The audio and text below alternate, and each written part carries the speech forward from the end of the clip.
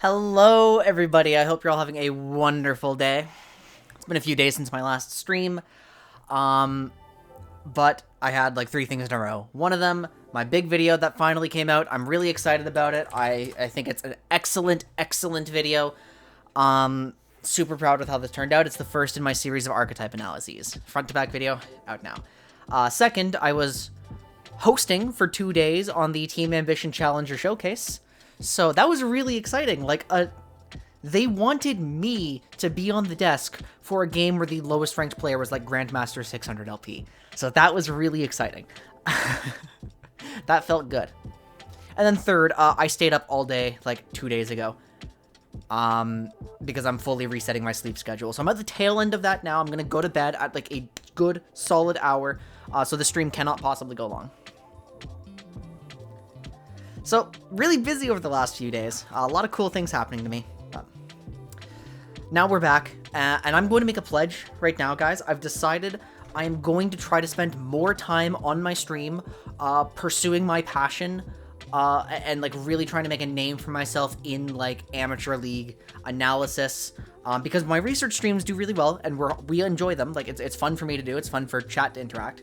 So I'm gonna try to do that a little more often, like balance it with the playthrough stuff. And I think that's the best way to go about it. Especially since I really want to, like, drive traffic to my videos, I'm not gonna lie. But yeah, Jesus Christ, right? An average of, like, Challenger? Like, the average rank was, like, Challenger 900. And I felt like it was awesome. It was really a cool experience. I feel like I learned a lot. I learned a lot about, like, the difference between theory and practice, too. So what are we doing today, guys? We are going to be examining different levels of play. We're going to start a long-term project today, where we are... Yeah, I know, right? Not just including, comprised almost entirely of Challenger players. Where almost everyone's goal was listed as get into Academy.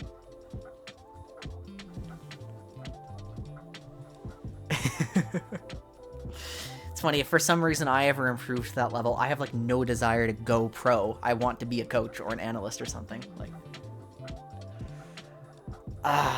okay. So yeah, I have right here something that I've been working on paper for a little bit. This is, you're not going to be able to read anything, but just different levels of play, right? I went through Iron, I went through Platinum. I think I properly understand what's going on here. I'm trying to work out Gold. Gold is a weird one where things kind of are a little bit different, but I'm trying to understand what it means. Like, if you are a player in the amateur space trying to play at these levels of play, how do your games exactly differ from theory? How is it different? I want to understand that. I'm putting a team into an IBS league soon. The writing's kind of green screened out. Really neat. I'm putting a team through an IBS league, and what we're doing today, we are going to examine Iron, Bronze, Silver level play. And we're going to start trying to build a tier list of like how strong champions are, like the relative power levels at that level of play, given these constraints that I've written on the page. And while we're doing that, we're also going to talk about whether this type of tier list is even useful in the first place. Right. Yeah.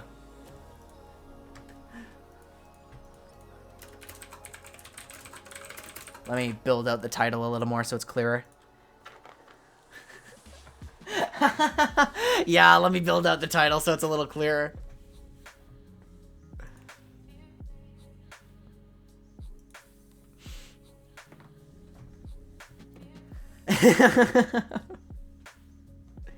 Okay, so let's talk about Iron, Bronze, Silver, right? What happens at Iron, Bronze, and Silver levels of League of Legends? This is just what I've started. This is my first draft of how IBS differs from theory. And so some of these things might not be exact, right? I still have to see how things play out a little more in this space. I have to engage more with this space before I know for sure. So what happens in Iron, Bronze, Silver play? Amateur. Let me silence that.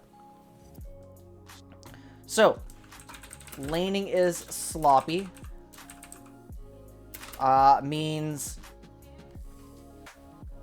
Yeah, high kill games, right? Macro is sloppy equals long games, right? That just happens. So stat sticks. Yeah, stat sticks are big, big, big down here. Set, Mordekaiser, giant champions, right? Players tend to struggle to think beyond the game plans of their own champions, which makes sense because players at this level are still trying to figure out the fundamentals, figure out how the game works, and so they need to reduce variables, right? They need simplicity.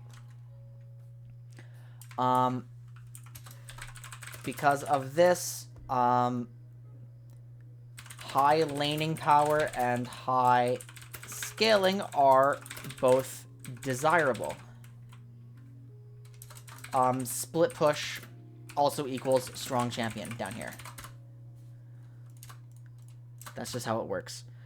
So because players tend to struggle to think beyond the game plans of their own champions, we need to simplify comp identities as much as possible. No control comps, limit actual aggro, because we will end up team fighting. Especially since, like, our default mindset is, we don't know what to do, let's just try to group and team fight, because, like, that's the best idea we have right now, right? Do not draft IBS teams without an initiator, right? Jade, we are talking about the Unga Bunga team, like, tier. Yeah, we're trying to figure out how good and bad certain champions are. So the most important thing, meta does not matter, which is why we're trying to figure out how useful this tier list actually is in the first place, right? Meta doesn't matter. Assassins are good. Juggernauts are good.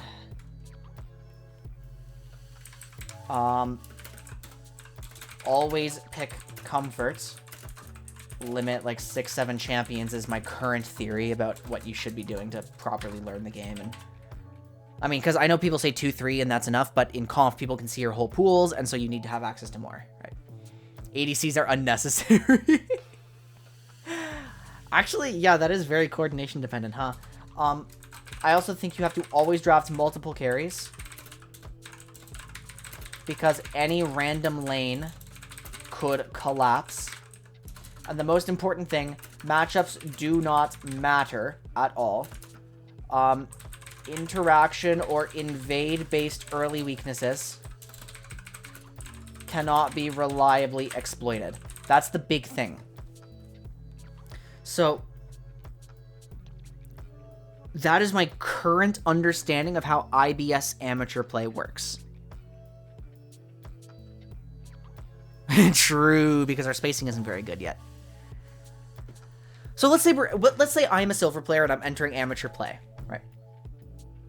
And like, let's say I don't even have a pool yet. I have not developed a pool. I have not spent a lot of time playing League. Like, what should we build up? And should we build up a list? Should we build up a different list per role? Like, is that useful? I think it probably is, so we can differentiate between... Is it useful? Probably is, yeah. First of all, is there any point on this list that we think is controversial or weird? Anything here that, like, we want to talk about and we think it's wrong? Or we think it might need to be explored a little more deeply?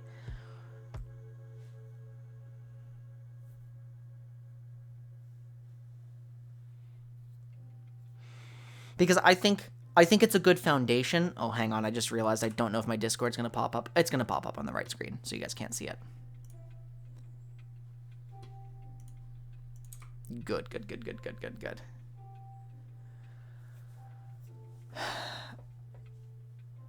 Yeah, like I was talking to my new IBS team, and every one of them like knew generally what they like to play, and that's just the important foundation that matters. Like, you just have to know what you like to play. But like, let's say I only have one champion and I need to build up my pool a little bit. Like, what would we suggest? What would we recommend to an IBS player? They were all punchy people. It was a big death ball thing. Yeah. Okay, so let's talk about this. Maybe we do try to build out like a specific role, right? Maybe we try to build out a role.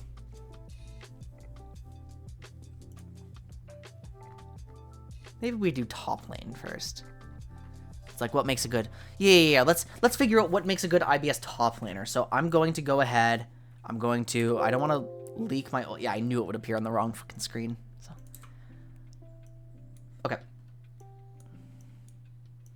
Let's just identify top lane champions again. I'm not going to add the weirdos that are on my actual full tier list, I think. Because I have, like, Annie top listed and rated.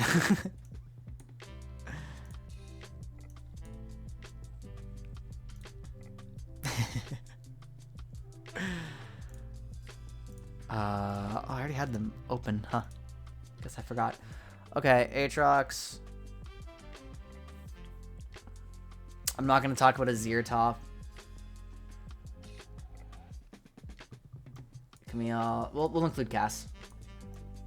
Shogath. We're not going to talk about Corki top. We're not going to talk... If you're picking Draven top and IBS, I don't know what to tell you. We'll talk about Echo. Why not? Fiora. I mean, Galio historically could play top lane, so he's probably going down here, but we'll include him on the list. We'll talk about Fizztoff, Garen, of course, Gnar, Gragas, Graves, Gwen, Hecarim can belong on the list. We should talk about Heimerdinger, Illaoi, whoops, Irelia. We're not talking about Ivern top at this level. We'll talk about Jarvan.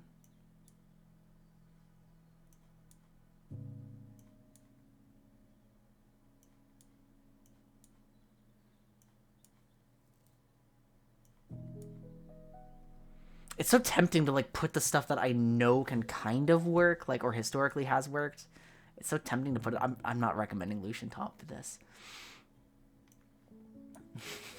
I will put that one in, though. Because I'm cringe. I'm very, very, very cringe.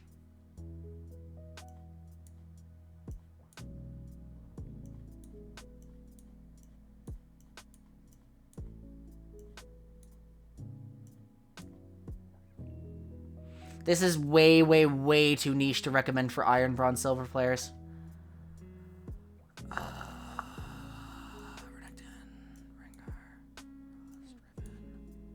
Actually, I should do Rost instead of Kayn.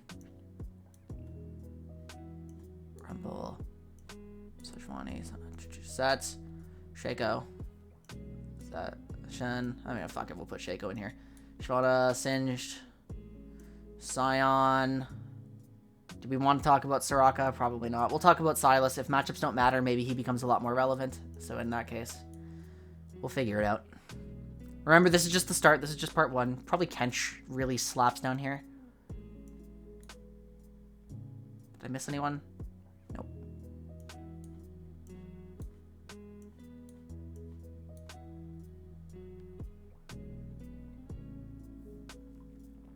Why is Silco on this list? Because he was in TFT.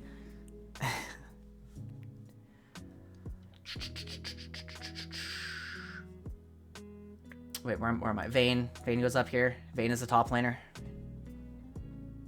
If you're picking Vayne 80 carry, I don't know what to tell you. We'll put Viego up here. We'll put Victor up here. Vlad. Volley. Oh, we have to talk about Warwick. Oh, we have to. We have to talk about Yorick. Xante. Okay. So, first of all, these are the tiers that I usually... Oh, did I miss Teemo? Thank you, thank you, thank you. How did I miss Teemo? That was embarrassing. Anything else that we've missed here that should be talked about for top lane? Sure. Why not?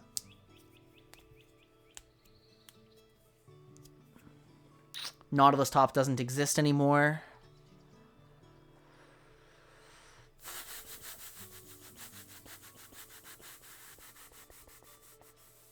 I'm just looking at my actual tier list to see if I forgot anything. Yeah, I'm not including Renata on this list. I'm not including Ivern on this list. I didn't forget Kled. Cassid, I don't think we should play Cassid in top. I think you should not do that.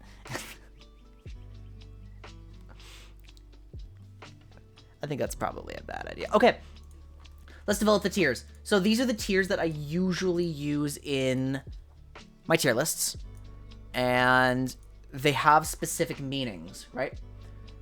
Oppressive means overwhelming game warping output. If output is sufficiently high, input doesn't matter. Dominant is... So this is all IOGs based, right? This is all IOGs based. IOGs doesn't actually really matter for a tier list at this level. It's just one facet of it. Speaking of, I have to sit down and update IOGs at some point. Ugh. Gross.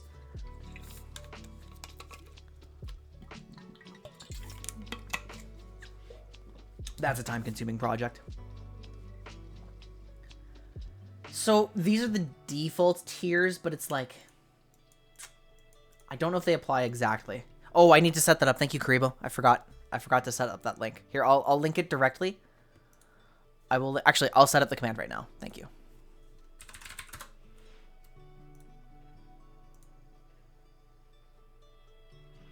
Again, I've been busy, so...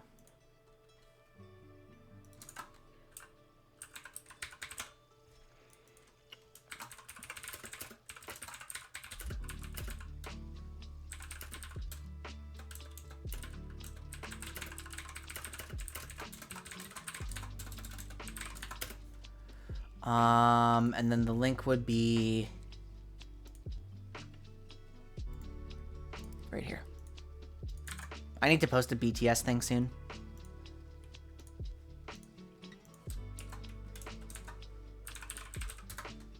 There we go. So yeah, if you support me on Patreon, actually, you gain full access to this. That's what I offer. This entire document.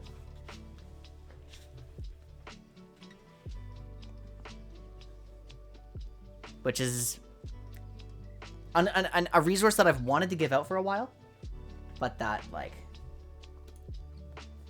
is hard to, like, I need to support myself with it, you know? So, IOGs.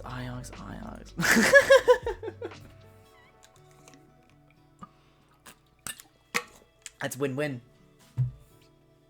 Also, it gets updates, motherfucker! It does, Jules. Thank you. Okay, so we need to figure out certain things here. Actually, I'm just going to start a new sheet here, so I'm not... Okay.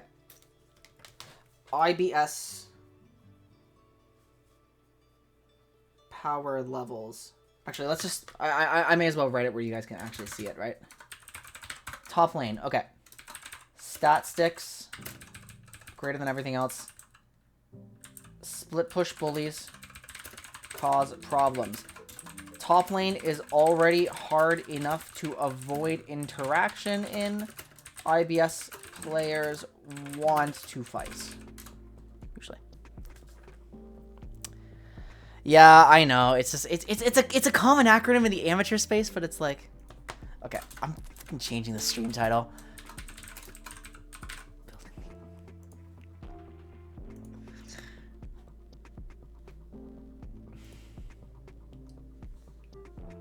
There we go.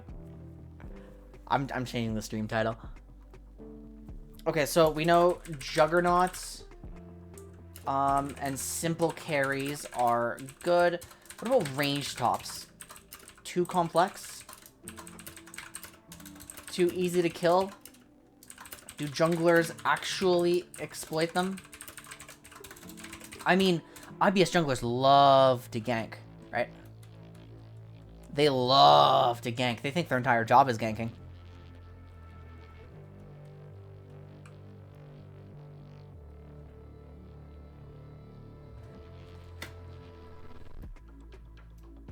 So.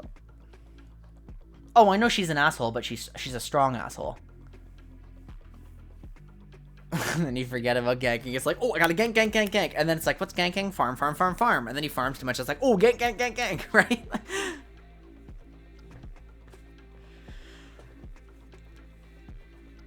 So it's like, I mean, we should change these tiers too. It should be like, there should actually be a too complex tier. Because, like, we're not really getting any, we're not, there's no such thing as a niche pick in this level of play, I think, because we've established that matchups don't matter. So that means there can't be a niche pick. That means that can't exist.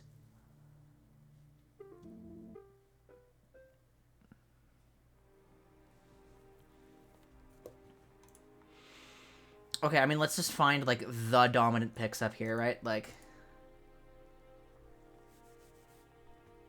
I mean, I really would not be surprised if this was actually one of the best picks, if you could play it. Like... I mean, let's just... Mordecai. Oh, Mordecai's is probably, like, #1, right? Like, this champion just wins everything down here. Mr. De Kaiser. You know what we should try to use? We should try to use, like... We should... Oh, you know what? Yo, here's what we're gonna do. Here's what we're gonna do. We're gonna filter by silver. We're gonna check...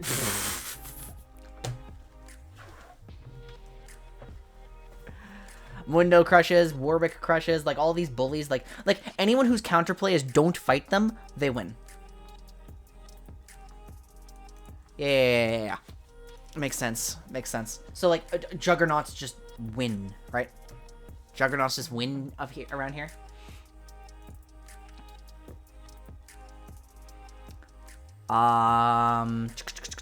And also, I'm assuming if a champion is rated, then the player is comfortable on them. So it's like, okay, so you can make an argument that, like, players should not... You can make an argument that, like, low elo players should not be playing mechanically complex champions, but I also find it important to give them what they have fun on. So it doesn't matter if you're, like, a silver Camille, for example. If you really like Camille, you should be playing Camille, and if you really like Camille and main her, then she does still have value.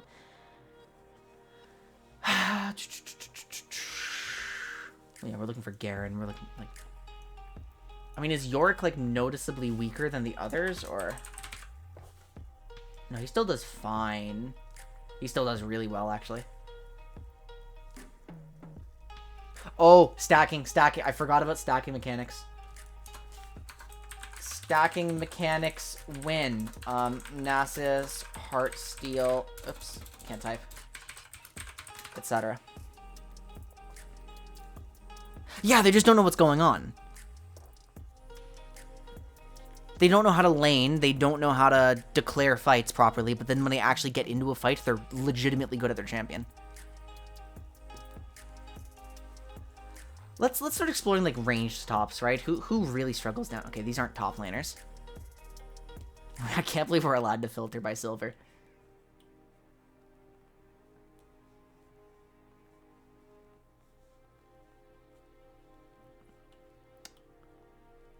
Macro reliance. Mechanically really, really difficult. Yeah, macro reliance. This is teamwork dependent.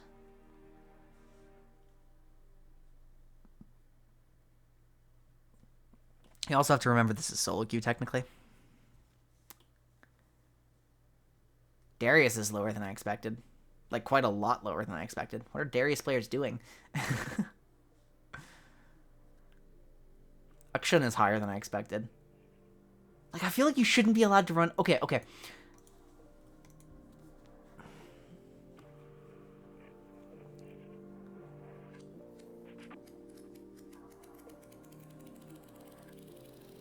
Darius's win rate...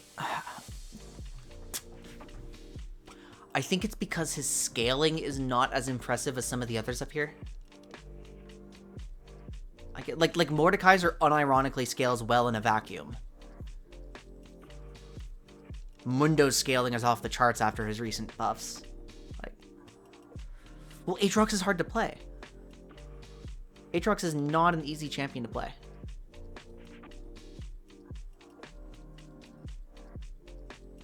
Like, okay, Aatrox is, like, easy, but he's not, like, easy. You know what I mean?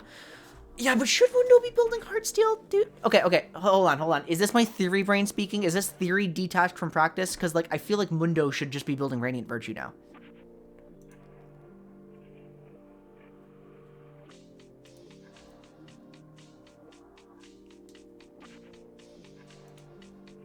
And then, like, he goes Super Saiyan with his team. Heartsteel Mundo is funny. Heartsteel is a lot of HP. I'm not a big Heartsteel fan anymore. Oh, but remember, we're talking about a level of play where they're going to generate stacks no matter what. We need to look at... Well, okay, but IBS amateur players do try to work together. That's the thing. They do try to have teamwork. They just can't handle really complex strategies. Like, they will team fight together. They will try to go in generally together. If they have the initiator that we've promised them, then... Like remember, IBS players are not stupid. They just don't know how the game works. And there's too many variables, like, to keep track of. Okay, so that means we also have to we also have to consider scaling. We also have to consider how easy champions are to play in a team fight. Right? And, like, I really haven't been bronze for a while now. No, but again, I'm not talking solo queue. Like, bronze players in solo queue hate each other's guts. But bronze players in amateur will try to work together.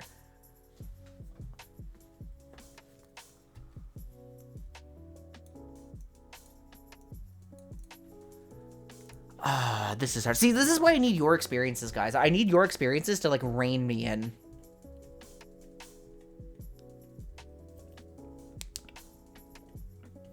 Yeah, he would be.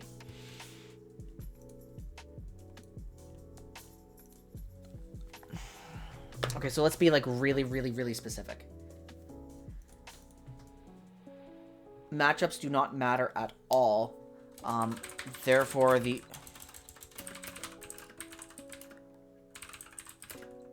Okay. Champions are held back by a reliance on stability. A poor early game, question mark.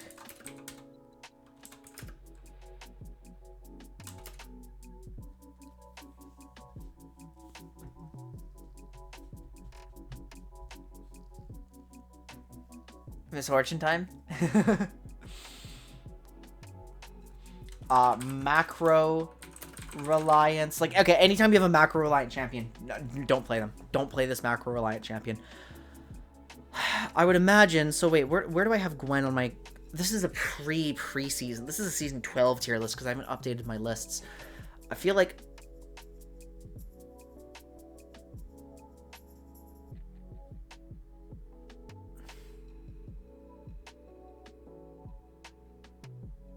I feel like my old opinions can't possibly be that embarrassing. This is out of date. This was before we realized how good Cassante was. So, like, if Alawi is already good in regular play, then she just goes Supernova and IBS. You know what? I'm actually willing to put her up here, to be honest. Because everybody's going to want to run at you constantly, 24/7. I bet Alawi just runs over the entire game.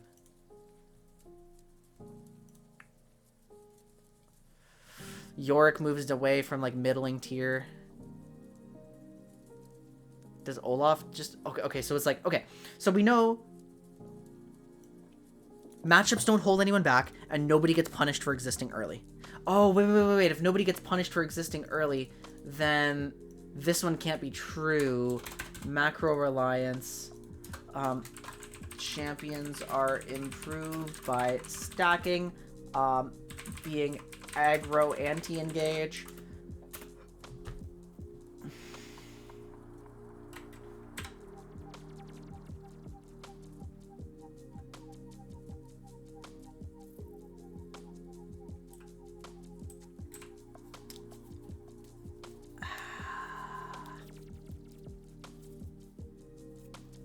This is so hard. Olaf. So, okay. So, hold on. Okay. Olaf just murders people, right? Like, nobody actually knows how to deal with Olaf down here, right? Like, Olaf will just surprise all in you, right? So, where do I have Olaf here? I have Olaf... Where do I have Olaf? He's, like, middling? Is he not on my list? Oh, he's down here. I had no idea how good he was. So, Olaf was a champion I wasn't experienced with enough. Yeah, okay, so wait. We've established that weak early game is not that bad to have, right? Like, being a strong laner just lets you run over the entire game, but being a champion who has tools to help you survive is okay. I mean, it's not like they're going to punish you for being a weak laner. Unless they're just an all-in. I mean, I don't know. I really don't. See, that would violate our matchups don't matter clause. That actually does. Okay. Let me explain how I view matchups in Platinum then. Matchups that are swung archetypically matter. Matchups that are swung by specific interactions don't necessarily matter in Platinum. So the matchups where you just get invalidated for existing and the other player doesn't even have to do anything, you can't play those. But the matchups where like the other player has to know that you are punishable between like levels 1 to 5 because of this interaction or something, you're allowed to kind of get away with it.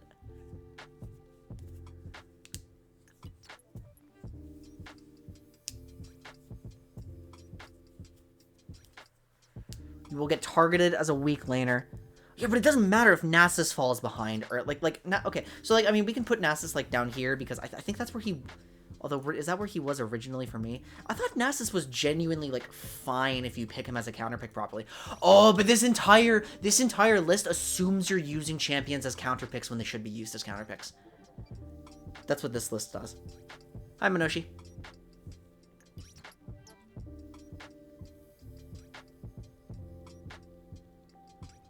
Oh, wait a minute. Hold on.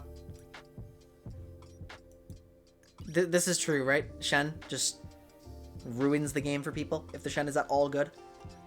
I mean, he's kind of macro reliant, though. Are IBS players too bad at executing on Shen? Is this too hard? Nobody is going to be thinking about Shen down here. Where players are thinking about their very specific game plans.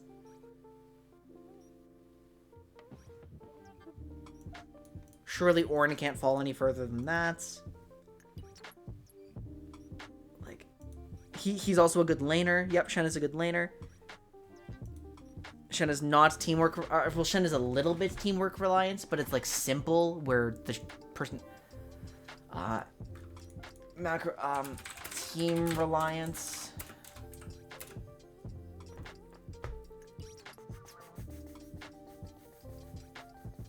I love testimonials from IBS players. So useful.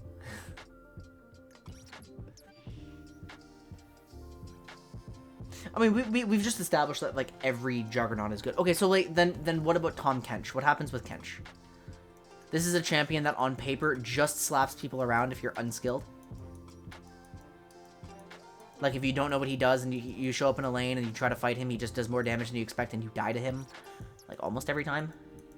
But is he actually doing enough damage? Like, the silver list says he's not, but is that because he's failing to close out games? Is he too team reliant? Like, Kench early game... Oh, yeah, because we also have to figure out...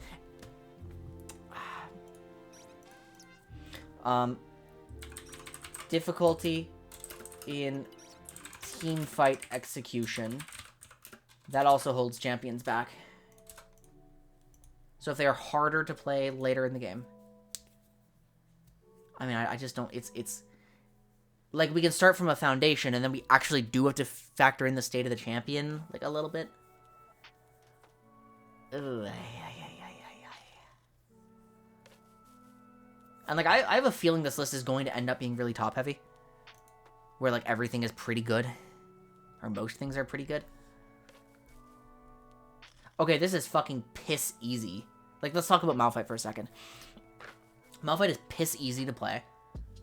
Malphite's job is really, really simple. Malphite's job is really, really effective. Malphite is not the strongest laner necessarily. So what happens if an IBS top laner picks him? Presumably they know how to play Malphite because we've given them Malphite. We're giving them comfort champions. So they know, like a player who knows that their job is to survive is going to try to survive. You would just have to teach them, like, which champions they're just trying to survive on. So, given that I think Malphite at every, most levels is just, like, a friggin' outstanding champion.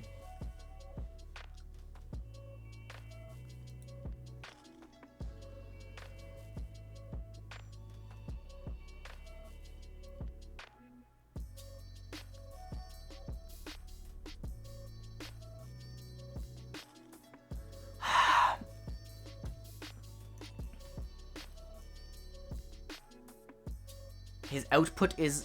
Okay, so Malphite's output is outstanding. So Malphite I would put Malphite here. Okay, so then we apply the IBS lens. What is the IBS lens exactly on a champion?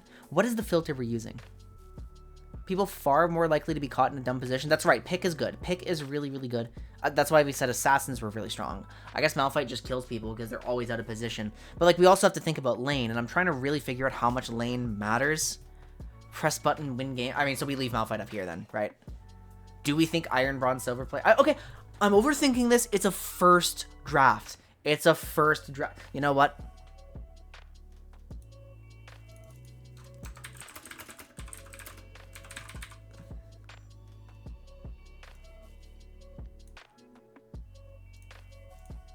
Okay.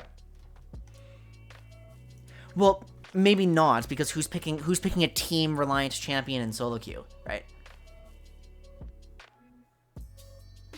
I mean, I'm gonna leave him up there. I'm gonna leave him up there. He's not gonna get killed either. Like,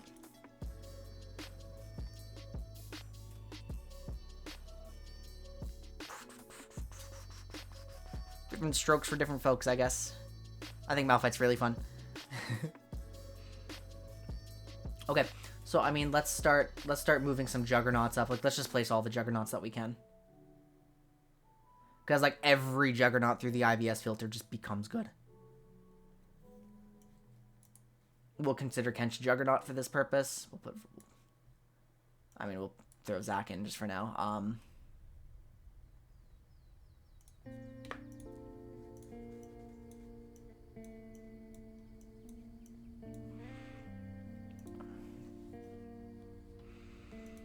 They're also harder to play. Like, I don't know how to factor in mechanical execution. Well, Yi is strong because he has a high warp factor. Like, Yi is very different. He just turns the game into himself, and he's fine at skirmishing, and he scales like a monster. And he doesn't have to lane is the big thing.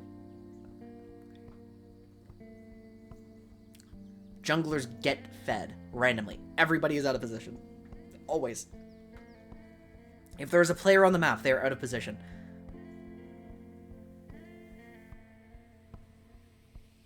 To Riven. Hang on, no, Riven.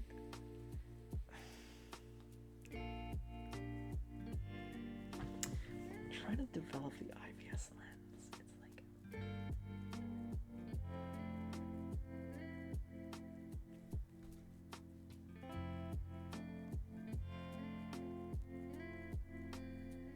wait, did I forget to include Lilia?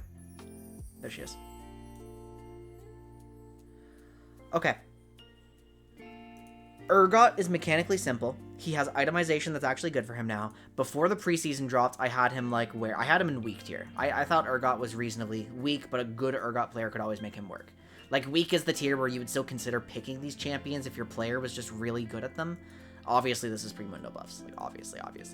But now, this also was a little detached from reality because this was like a pure theory thing, and I wasn't like I didn't know exactly how.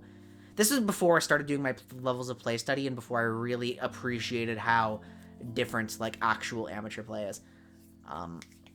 Mundo is better than this in a game where aggro is kind of favored. Well, I'm going to put the very macro-reliant Kennen down here. Urgot bare minimum becomes powerful. I mean, I'll put Lilia here. Like, it feels so arbitrary right now. This feels so arbitrary right now. Maybe that's okay. Okay, so we have a few questions, right? What if a champion is strong early, but weak late? Do they still naturally fall off? Or is their snowball just extreme consistently?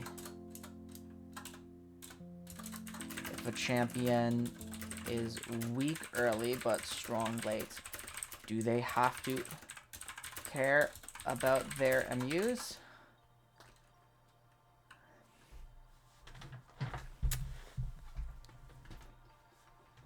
How do we find out? How do we actually find out the answers to these questions if we don't immediately have access to IBS footage? Can we get access to IBS footage?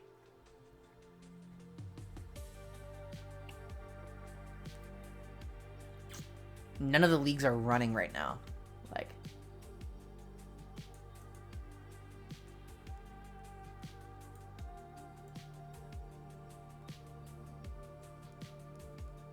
okay, so if a champion is weak early in the jungle, doesn't matter at all. Doesn't matter at all. But this is top lane. This is top lane where, like, Nasus and where Kayle can just get beaten up by Set or Mundo or Warwick or something like that randomly. Where junglers are going to try to kill them because they're obligated to push at some point. So champions that are weak early do have to care a little bit about their matchups. They do have to make sure they're not being played into something like these extreme bullies. Okay. Champions that are extremely weak in lane do have to avoid extreme bully matchups, but should survive everything else. There's Shadow on. Yeah, but it's also a solo queue, which translates really well to amateur play in IBS. It does.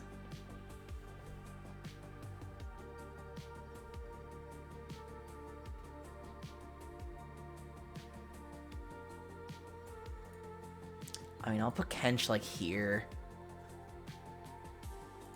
If a champion noticeably falls off... I mean, let's find out. How many, like, extreme bullies are in here? How many actual full snowball-reliant bullies are there? Like, tempo champs... Oh, tempo champs are atrocious. Tempo champs have to be atrocious.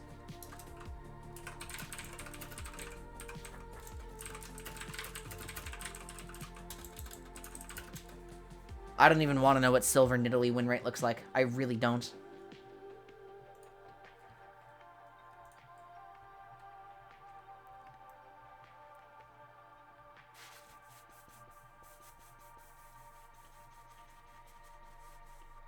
So, like, yeah, look, Gwen is a champion who is very scaling reliant, who plays a less aggregate. I mean, like, Gwen... Okay, give me a moment. Like, Gwen always does poorly in solo queue, right? She's doing fine by her standards right now. Like, you can pick this champ. You'll do fine. I need to pick 30 days. Yeah, okay, Gwen's doing fine. Gwen's a good champion. I think I had her high in my list, too. Yeah, I did. In my old, like, 12-21 list, I had her high. What's up, Prisma? I forgot I had Claude Sire emotes now.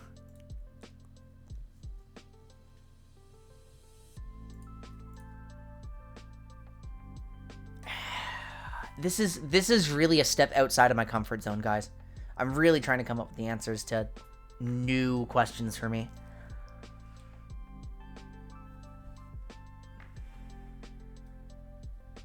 Thousand games of Karthus top, huh?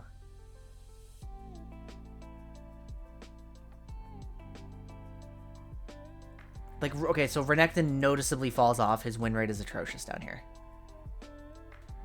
I would imagine these two are just mechanical complexity. Also, this champion is just food for... Team reliance.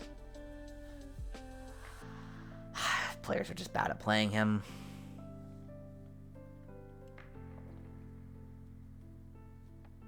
Macro, chaos reliant. You know what? I'm just going to go ahead and say, like... Where'd he go? Where's Blue Man? Here you go. Come into my list. I don't think this is true in the general case, but, like...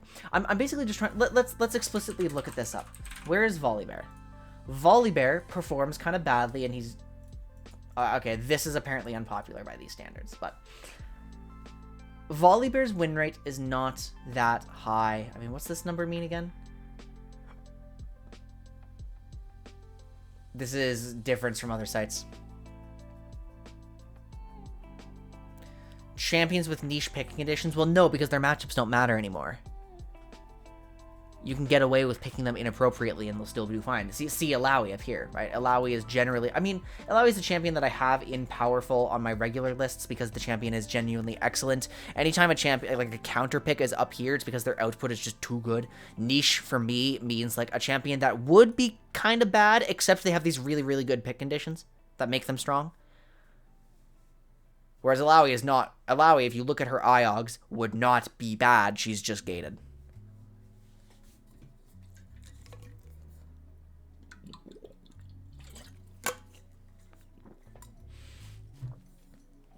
Yeah, because that's an interaction-based mind. That's an interaction-based matchup dynamic, and that can't matter at silver, right?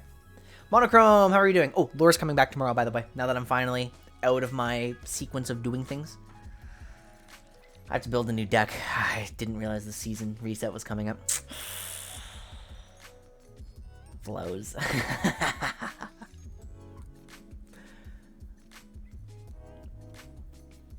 Okay. I'm so glad I didn't have to deal with that. Okay, so Darian was about to release a podcast episode, and then they hotfixed everything that he was talking about. Which I think is really funny.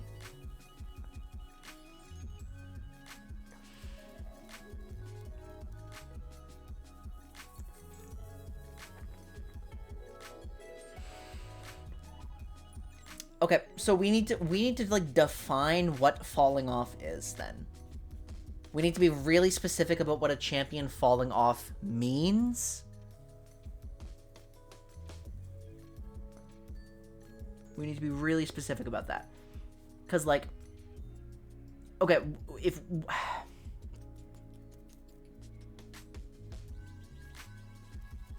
For the sake of iron, bronze, and silver play, it's... Shut up, Minoshi. For the sake of iron, bronze, and silver... It's probably enough to say that the champion stops performing well into team fights when they're later in the game or like when they've lost tempo. I think that's reasonable, right? In IBS, a champion falls off if they stop being useful in team fights as a carry threat. Due to tempo loss. Okay, so that would naturally make Renekton worse. That would naturally make Renekton worse. Because, like, these champions up here can still always be useful. Right? Can legit do nothing but split push and climb to gold. That's true. Yep, we mentioned that up here. Like, split push equals strong champion. But, like, is Renekton really split pushing well? If somebody comes to answer them, they're actually going to successfully do... I mean, do we have to care about... It is lull today, yeah. I have to start, like, actually studying for the season again. But Lore's coming back tomorrow. I'm gonna be playing. So. This is like the core thing that I do, usually. Where I just try to study the game on, like, a really deep level. No worries, Monochrome. I get it. Absolutely holding nothing against you. Thank you.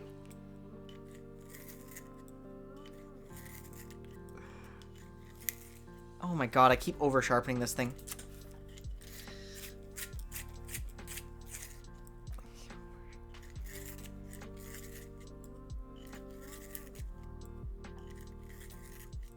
Well, I'll deal with it. It doesn't have to be pointed. I hate it when it's not pointed, but as long as it's usable. Okay, so I guess in that sense we have to consider, does Volibear fall off in an IBS team fight? Does Volibear stop being useful? Or does he always have dive threat? Because people are going to miss position. Volibear is going to find kills, right? He's probably, like, reasonably okay. That's what I would imagine.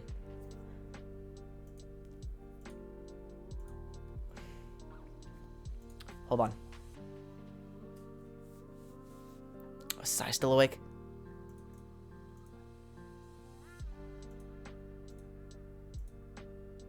One second.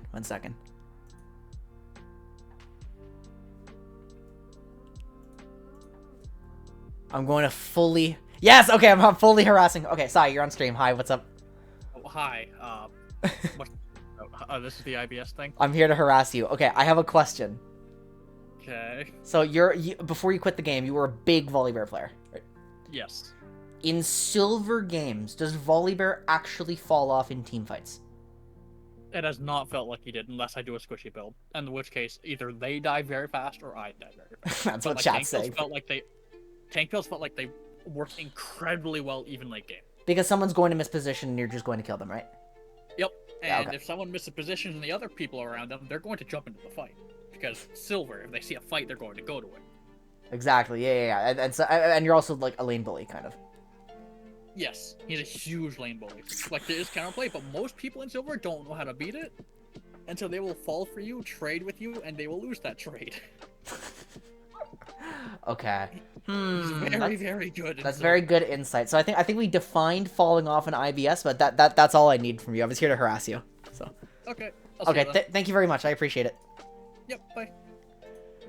Okay, so that, I mean, Sai was a Volibear main, right? Sai climbed mostly on Volibear, and so bare minimum, he has to go around here, right? Because I think Volibear is pretty dog shit. I'm not gonna lie, but that's from a theoretical level, and looking at it through the IBS lens, big stat stick juggernauts are really good, especially if they can punish people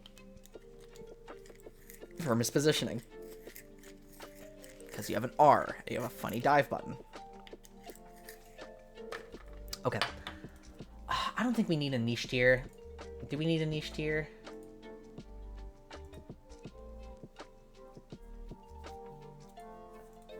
It's not. I didn't invent it, okay? I didn't invent the acronym. It's used in the amateur space. I know what it sounds like. That's why I changed the... That's why I changed the stream title. Oh, I'll pass it along to the people who have influence.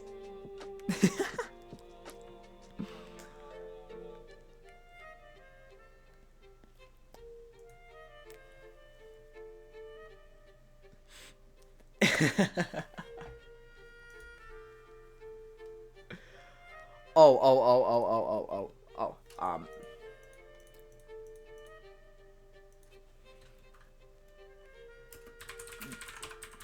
Reactive champion struggle.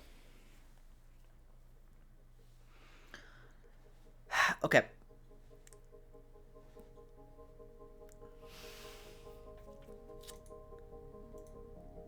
We're gonna try to sort Zach. And then...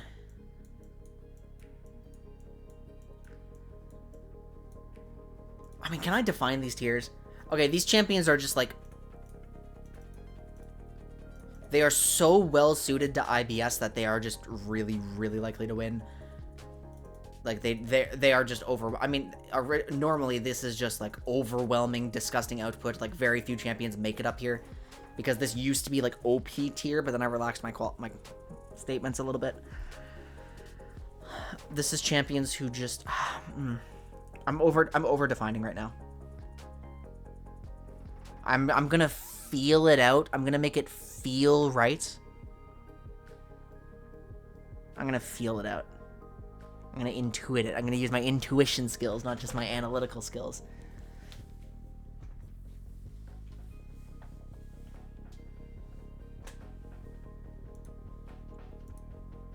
Yeah, that's fair. It makes sense.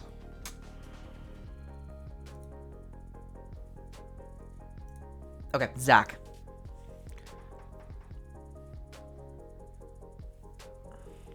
Zach just catches people all the time. But this is top lane Zach. We need to know how well he skirmishes, how well he actually plays out the lane. Is he a pro? I mean, statistically, he's friggin' broken, right? Like, statistically, he is outstanding. You know what? I'm just going to put Mundo up here for the time being on his current state. You've never... Very few people play it. Is the thing. Maybe I just leave it down here. We can't place it just yet. Okay, let's move on. Let's try to find a lot of early bullies and talk about whether they fall off or not. Just new early game menaces. Darius is up here. I wouldn't really qualify Tryndamere as just early bully entirely. I guess he does run. Oh, you know what? No, he's gonna randomly crit you, and people are not going to avoid fights with him. So, like, I mean, he's going up here. Nightcap top is for terrorists? True, but it's still legitimate, so we have to talk about it.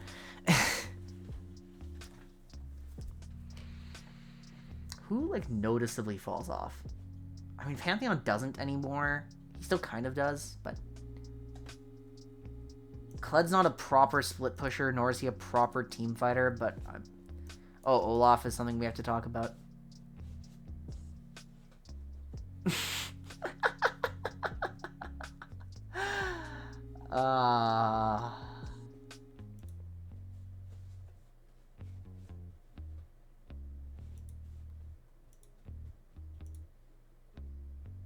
Jax is a good level 1, but I'm talking about the champions that are, like, really pure aggro. I guess Aatrox doesn't fit that niche either, but Jace does. Okay. Well, first of all, Olaf. Does Olaf properly fall off in a IBS team fight? I would say no, he probably does not. He probably does not. He's just going to run through people anyway. People don't know how to peel him. He warps the game. He's overwhelming. They don't know how to... yeah, we'll dump him. We'll dump him for now. We don't have to have really, really concrete placements for a first draft. Right? Okay, so...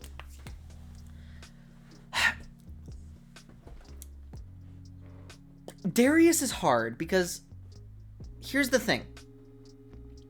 Darius in the context of an actual team fight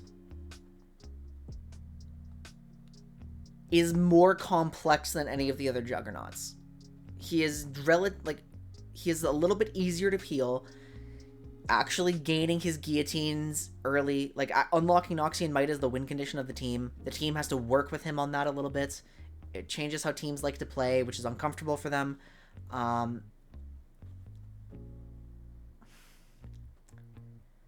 But then, of course, if he gets the Noxian Might, he's just going to win. I think Darius is, like... Where did I have him? I had him in Powerful, like, by the end of Season 12. I was kind of, like... I did kind of buy into the ideology that Darius is actually quite good. And has been since 1210.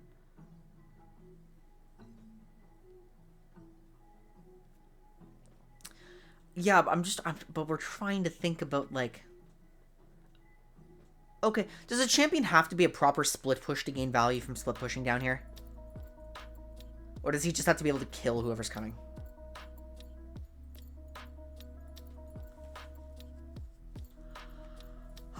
So Darius cannot be, like, truly bad. I'm trying to figure out what's responsible for this. Where is it?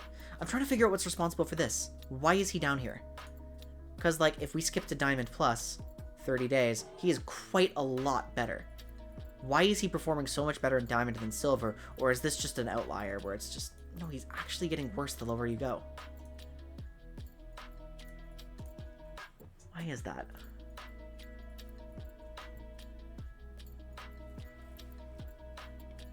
It definitely feels like a pick that is just more conditional, right? Because I think Jade is kind of right. It's like, how easily can they peel you? If they can peel you really easily because you are a higher complexity Juggernaut than the other ones, because you have a more specific win condition.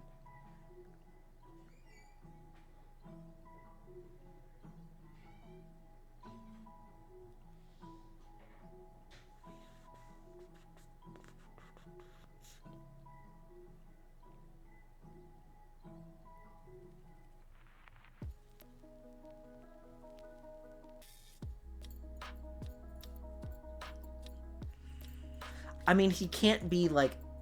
I would not say he's, like, Redactin level. I mean, we'll put him here. Like, Darius is fine. Darius is not as... Maybe he's not as easy to slam? Like...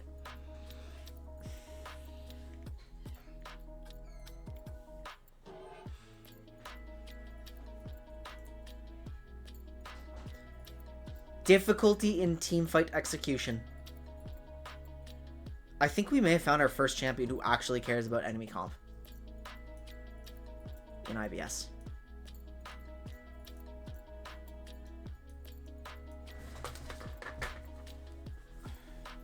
Let me write this down on my notes.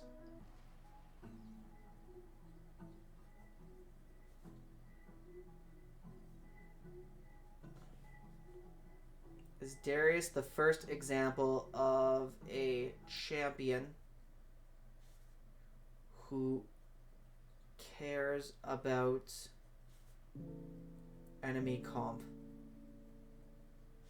And keep your experiences coming, please, guys. Like, I literally... I've been out of bronze, like iron, bronze, and silver for so long that sometimes I do just have trouble conceiving of certain things, and that's why I need this really rigid framework to help me. Because now that I can apply a specific lens to things, it makes sense. But before, I would see, like, Warwick just winning everything. I'm like, what the fuck? Just don't fight him. What are you doing? You know what I mean?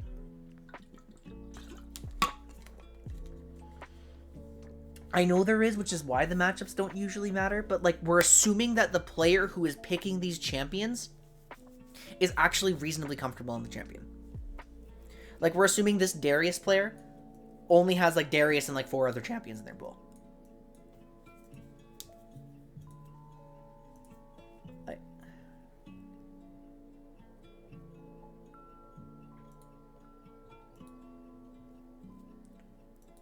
Because, like, adding the mental burden of trying to make sure nobody hits 5 hemorrhage stacks in a team fight is kind of difficult for IBS, right? I'm trying to figure it out. Like, are we over-indexing into a random win rate? Is there actually something to be said about this? Like, oh, hang on. How many of them are taking flash? How many of them are taking flash?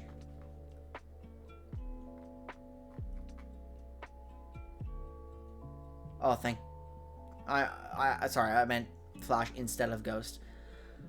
Okay, well, a frightening amount of them are taking ignites rather than ghosts, but, like, I guess, and if they take ghost, yeah, if they take the right summoner spells, then they're winning properly, so. I mean, they're obviously not animation. I mean,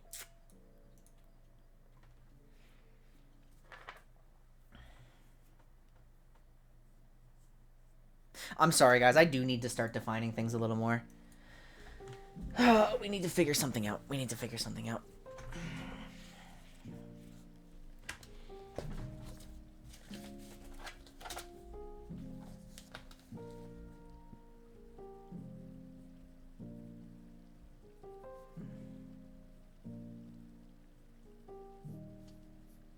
Dominant.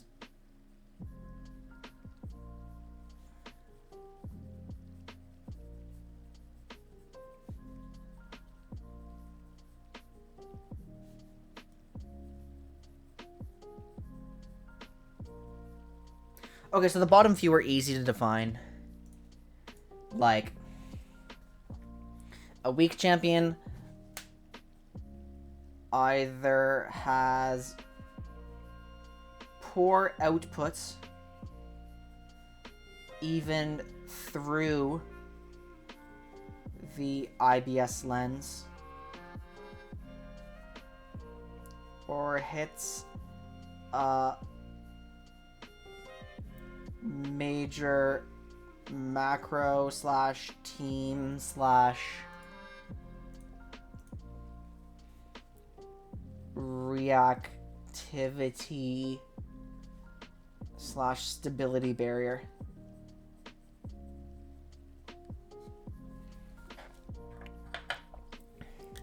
Defining things as against your religion? Well, I'm sorry, Minoshi, we are going to blaspheme a bit. It has to happen.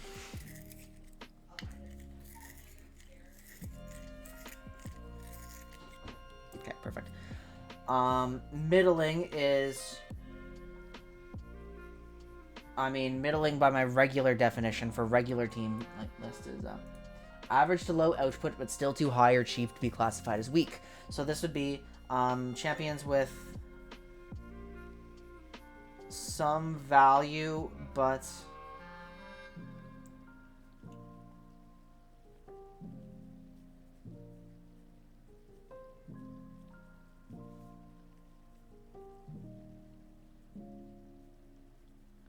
I mean, they're like kind of useful, but there's a greater likelihood of them being outscaled or something.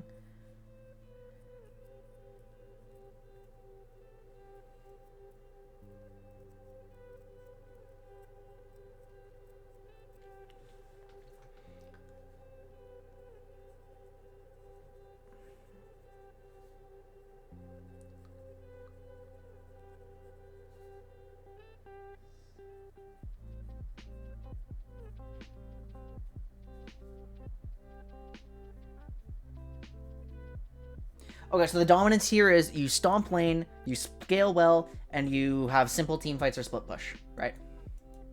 Well, Malphite doesn't inherently stomp lane, but, like, he basically hits everything else. I'm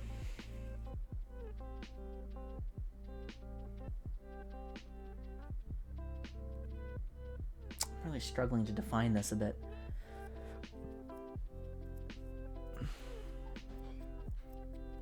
Fiora stonks should be high on paper, right? But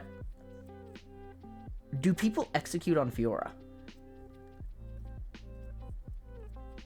Is Fiora... Because I would put Fiora here solely because she's held back by a really significant, like, mechanical barrier for IBS.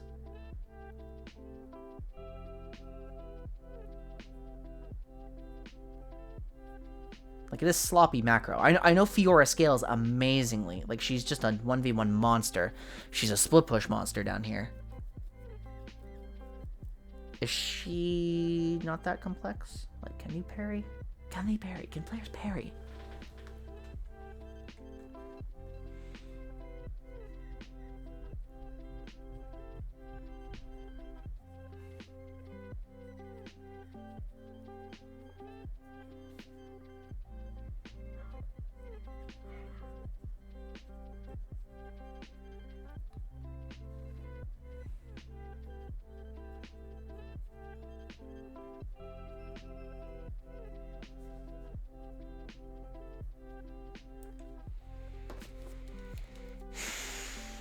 Like, I can pilot her fine. I can play Fiora, like, reasonably okay. This is fucking hard. Like, struggling to define the tiers means that it's... I'm starting to second guess the value of this list. But that's okay, because it just means we're having a problem that needs to be solved right now. Like... Well, I mean, let's just start... Because this isn't about IOGs at all. This is about performance.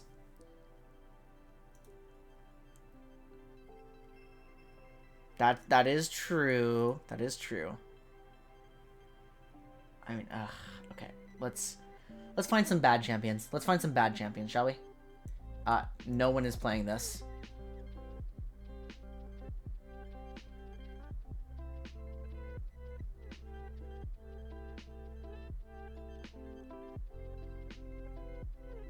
Anything up here just, like, legitimately bad? Like...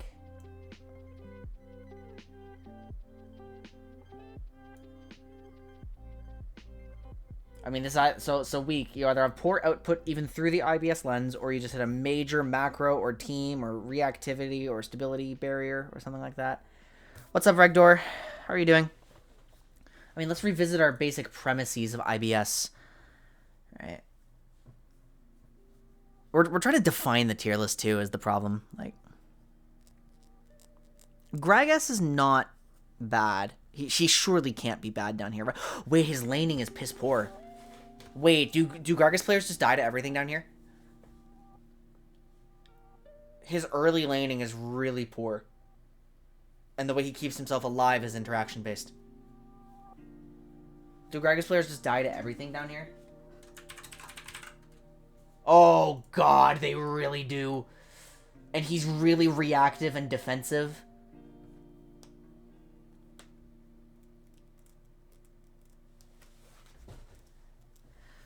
Yeah, one tricks know how to make him work. Like, of course, any champion here... You can play any champion. You really can play any champion here. But, no, Gragas actually hits a ton of barriers for us. You're right. Because champions are held back by being reactive champions. Champions are held back by...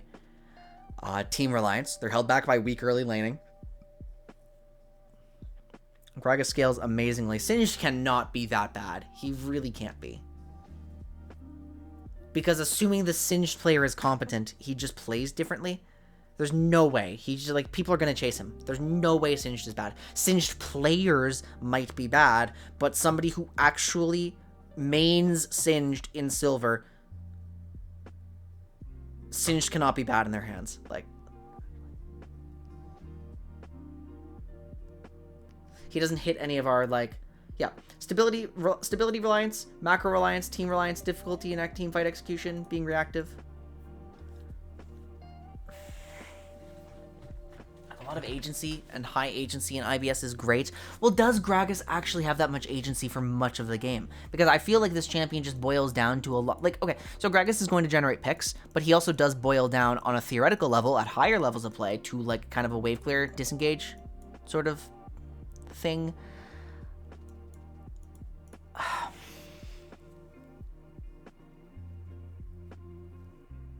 But again, does it matter? Are we thinking too much in tier list terms? Like, is the fact that we're talking in a tier list now harming our perception of what's going on?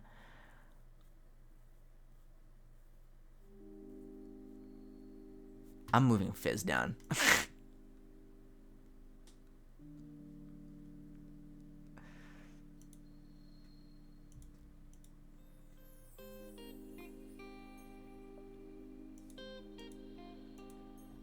Jungle, burst damage, kill, funny, out of position gamer. But would he be better as a jungle at this level of play? Like, just...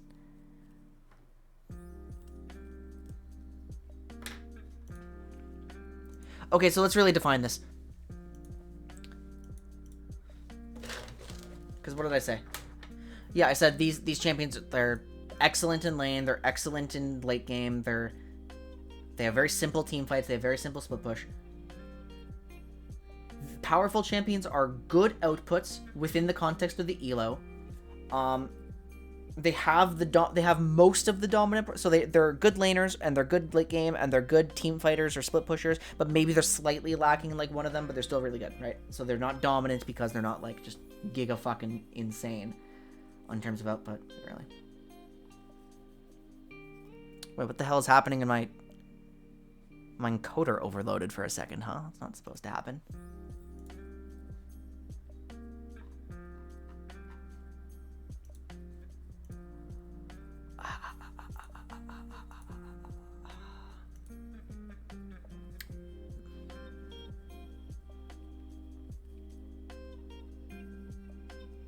Oh, Sean fixed his PC issue, Karibo. We had to help him earlier. He had to message so many people to figure it out. It was nuts. It was his graphics, like, it was an NVIDIA thing. Something was weird. I got him to run Malwarebytes and it found like 16 threats. But that wasn't the issue. The actual issue was... It was like a shadow play, like GeForce issue or something, just crashing everything.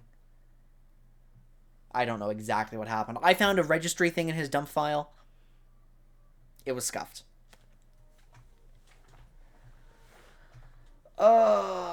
Garen stomps lane.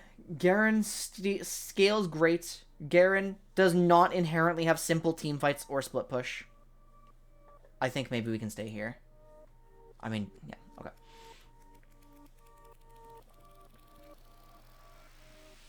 Okay, a Akali top at high levels of play is like a counter pick that...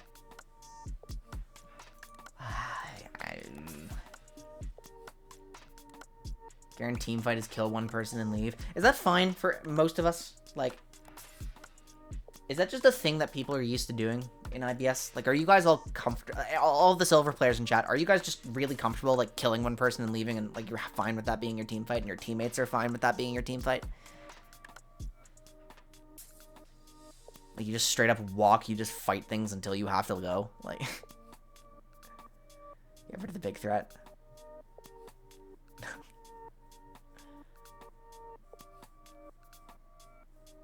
I mean, it really does come down to team fighting is walking up and hitting as many things as you can before you have to leave, right? And even if you have to leave, sometimes you still keep fighting. Yeah, just throw their body at the fight. Okay, so I don't think Garen is like... I don't think you can just throw your body at the fight as Garen necessarily. Or is this the... Is this the haven't been silver in a while stopping? Or like, is that me talking? Like, from a... perspective that just doesn't understand how these games are played out. So I'm closing some stuff.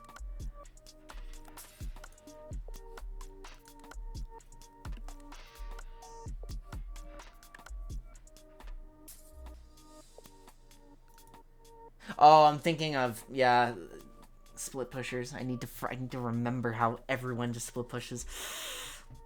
I don't want to get hung up on a champion we've already ranked for it. We can fiddle with it later, right?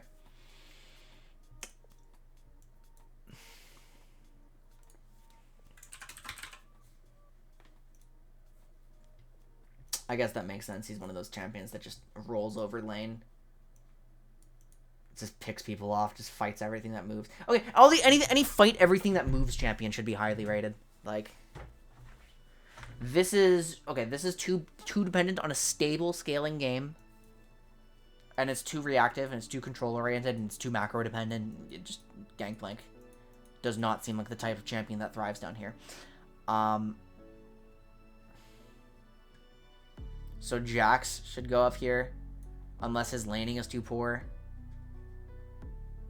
Irelia becomes a humongous problem inside lanes. I've seen that one while spectating Steven. GP's funny burst that can scale. Do we know how to use his laning? Guys, nobody is going to get a barrel combo, right? Oh no, wait, silver players can be mechanically competent on their champions. That's right. They can be mechanically competent. That's allowed. I mean, on my this is, again, for all of you who have come in late, this is a list that was relevant on 12/21. It is not preseason updated.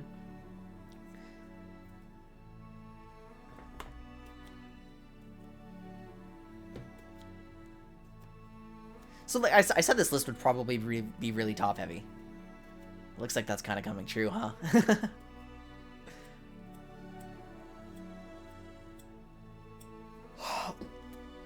This lens is so hard. Yeah, we have. It's so hard to take this perspective. Oh my god. Like, every champion is a new, different problem.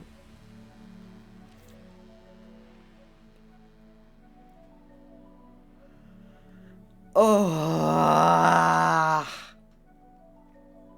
Okay, Nasus. Okay, let's run through this and see if anything can be moved down, right? I'm gonna leave him up here. Yep. Okay, Nasus just stacks 2 consistently, right? Now I think Nasus stacks 2 consistently, even if his early lane isn't like the best. Shen, I feel like he's probably like slightly too macro reliant, but if you have a good Shen player, he just ruins everything. I'll put him there. I think he's got some of the telltale signs of. I think Shen is definitely like a plat champ.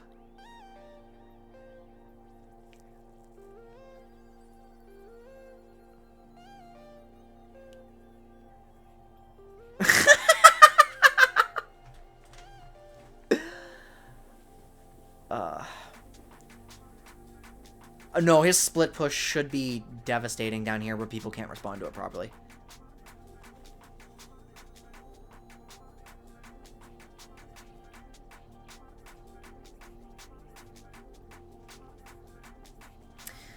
This lens is so unrefined. It's so hard.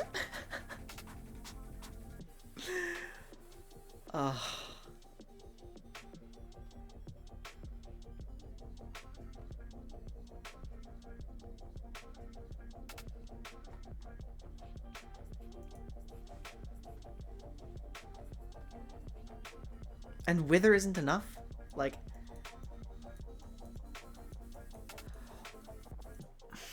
Okay, I would like another silver opinion on this one. Because that argument is sound. Nasus won't be snowballed as heavily. No, but he'll always be so stacked. Like, I can't get over that.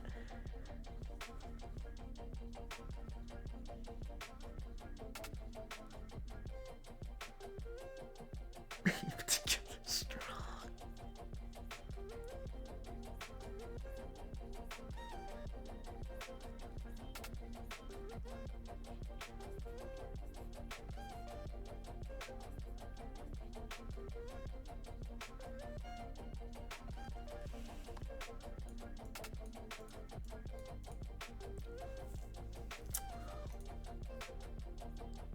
I don't know, guys. It's like... Solo queue doesn't differ that much from... IBS amateur.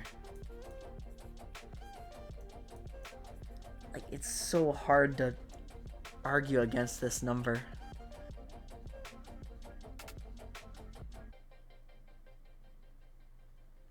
I mean, I realize that the players are, like, making a lot of mistakes at once. But...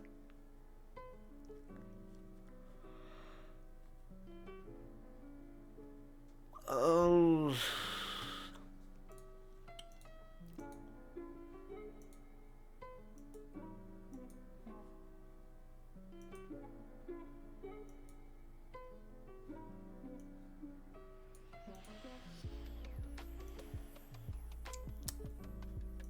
This is way harder than I thought, because I'm trying to apply logic where there is none.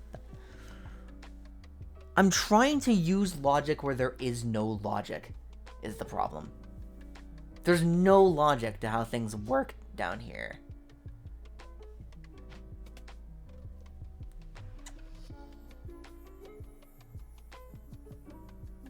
Okay, so we're stuck on a problem. Zoom out. Think about it again. Because, like, I mean, you can make an argument that everyone is going to get outplayed down here, every champion. And they are.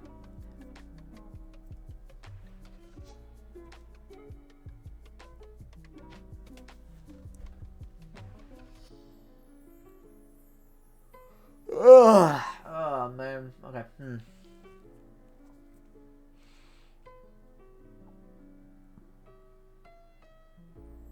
Why did I start with top lane? Why did I start with top?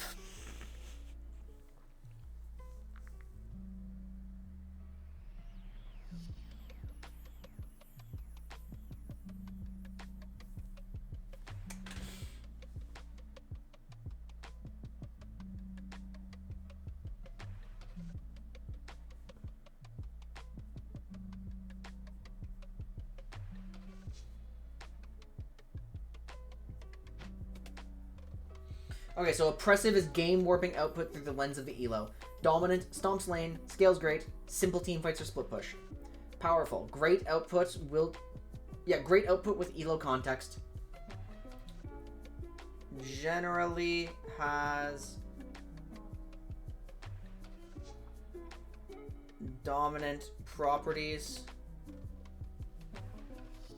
but slightly lacking. Okay, respectable. There's mechanical barriers, there's limited laning or scaling, etc. Stuff like that. So yeah, so what's the limited laning or scaling on Nasus? What's the limited thing? This is a macro barrier. This is a macro barrier up here. This is just some limited output. Tom Kench's output is a little limited. Volibear's output is like a little limited. I mean, I can't justify putting Olaf down here anymore.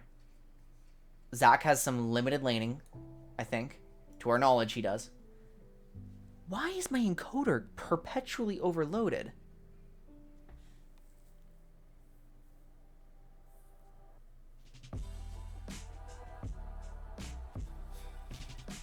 Can anybody else, like, corroborate that? Like,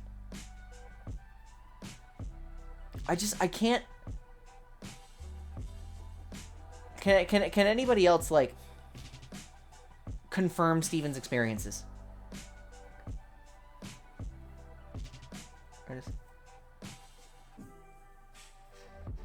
Because it still feels off. It's like, okay, I mean, I just struggle to imagine low elo Nasus getting too punished in lane. I really do.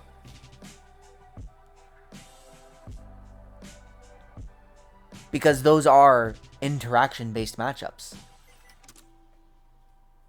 I mean, you can stat check. You can stat check him. Never mind, you can stat check him really hard. You can just stat check him really hard. And stat checking him... yeah, if you have weak laning, you can just get stat checked, and that sucks. You don't want to be a weak laner down here where you just lose to these guys. Okay, I'll take your word for it. Middling, champions with some value, but a greater likelihood of, like, being outscaled, or, like... what else is it? Like, because Gangplank doesn't just get outscaled. highly complex game plans, gate outputs, question mark. I mean, I would argue Jace could be up here. Do we think a Jace main, because the scaling is fine,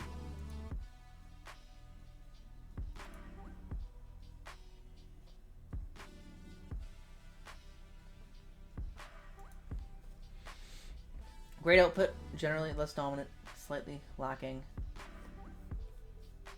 Oh, but picks.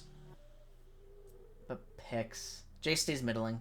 I wanted to make sure I wasn't placing him too low.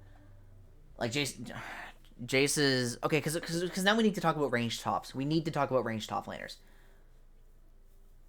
Jace is going to get ganked like crazy, and his jungler is not going to defend him. Ranged top laners, like, it's just... When somebody pushes, junglers at this level just get attracted to that so fast. They just start looking for pushing, and they will always try to gank.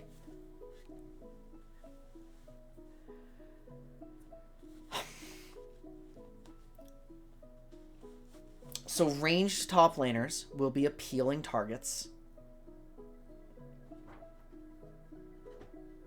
And ranged top lane players won't be spacing properly because we've established that everyone's micro and macro are both sloppy because we're still learning the game.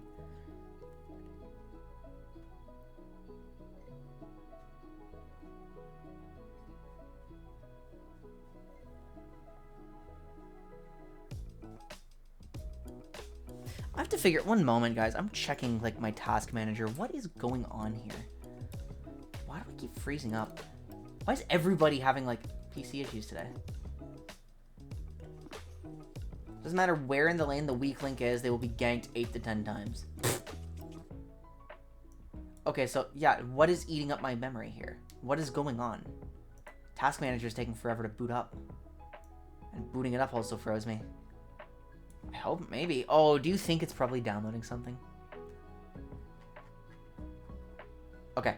91% disk usage, 8.1. Yeah, most of this is from system. Service host Windows event log is eating up most of my disk space, and OBS is complaining about that. That's what's happening. I think we might be downloading a Windows update in the background.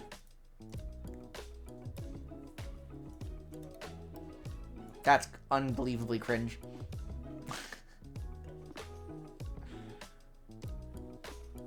Well.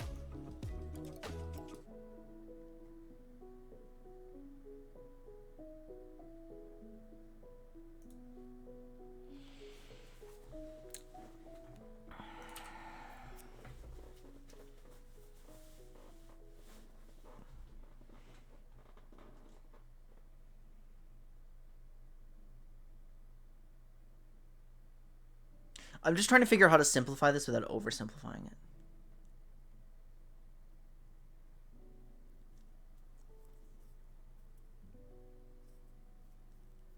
Yeah, ally jungler doesn't know how to play with like specific aggro strategies like that. Enemy jungler sees a free gank. He's easy to, he's complex in a side lane. He's weird in a team fight. Relies on a lot of mechanical execution. A good Jace player, like an actual honest to god Jace main, we would still pick this champion and make him work. We still would. And you would coach your jungler to actually help him. But it would be weird and uncomfortable. Yeah, he's a tempo champ. I mean, usually all of those together would be enough for us to say weak, but I think Jace will inevitably scale like a little bit, and then just it's hard for people to deal with poke or picks or something. His combos are not going to be clean. I don't know, guys. All of the Jace properties do not play nicely with IVS. They just don't. This is like the quintessential team-reliant, mechanical, like, tempo champ. This is not an IVS champ, the more I think about it. Like, you have to think about their actual... Yeah, okay, no, we're having a problem. We're having a problem. Out of all champs ever, you've never seen a good Jace below plat. That's true. We also have to consider that. Okay, guys, we are going to change our approach. We are going to consider the champion's actual theoretical power level and then very explicitly apply the IVS lens to them. All right, we're going to start with that. We're going to have to really think about their game plans too. Okay.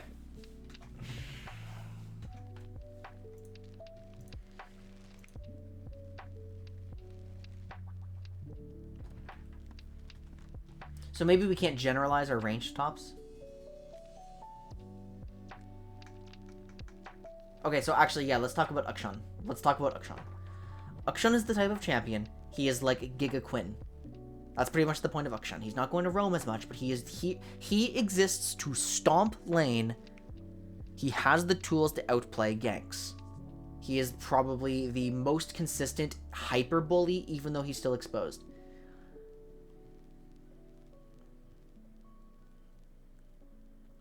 His split push is probably best in class for a ranged champion. These are properties that make Akshan sound appealing to have on your team in IBS. The problem is, this is a significant execution barrier, and his team fighting is not good.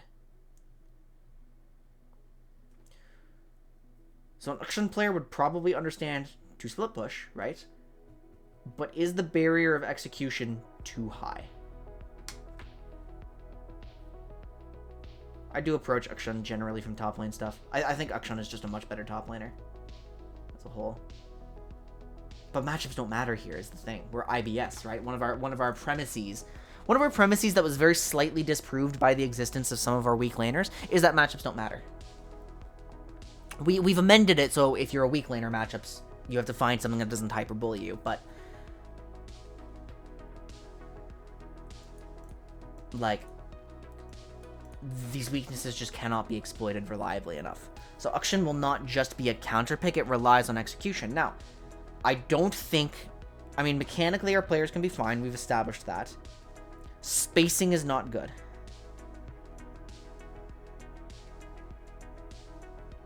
I mean, I am saying, my current theory on IBS level play, that I am going to confirm through some experiments over the next season, is that the only thing that matters is team cohesion, not matchups. You can just pick whatever as long as you can comfortably draft a cohesive team around it. A simple cohesive team. One with initiators. One that team fights. Team fights with like one split push. Like something that has reasonably simple plans. I'm going to test it. I think it's true.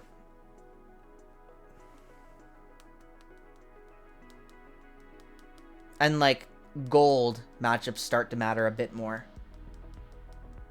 But players still just kill themselves.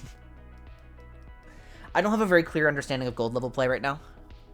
I have a clear understanding of IBS, and I have a clear understanding of plat.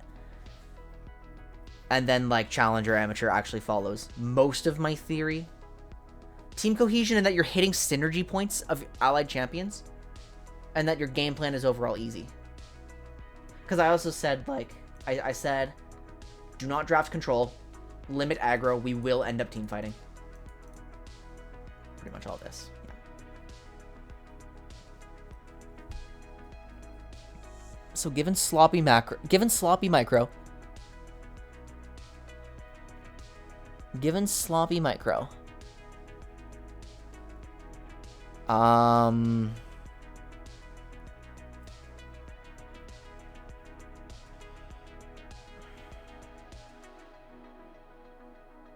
this champion has a really significant execution barrier. I think on paper he does what you want him to do. I think I would put him like, I mean, I have him on my actual list in like up here. I think his output is good. I think he's really high risk. He's really scary to have on your team. Like the players who are okay, so like yeah, that's actually a good thing. The players who are used to casting his grapple, are they comfortable getting? I know a silver Akshan player. Hold on.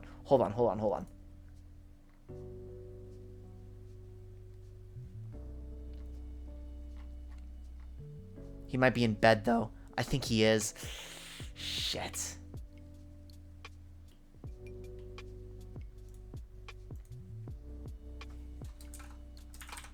I'm just going to ping on Discord.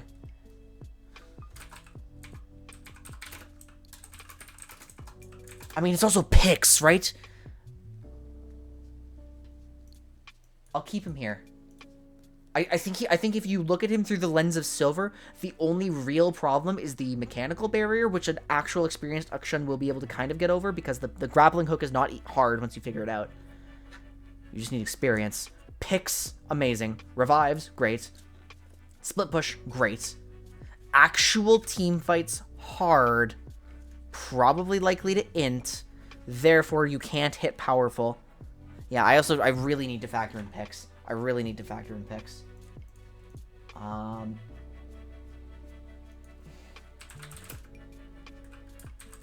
Pick potential. Split push.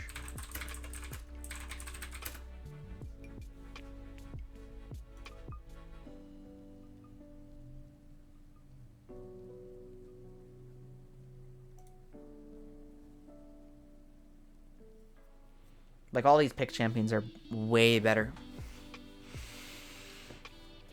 Okay, I mean, we're starting to learn about what we have to think of.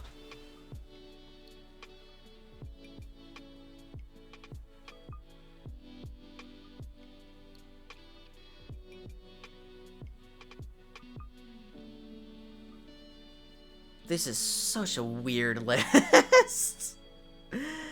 Like Morg, if we were making a support list, Morgana would be immediately way stronger in IVS. Like, she's actually probably just great down here. Binding hits everybody.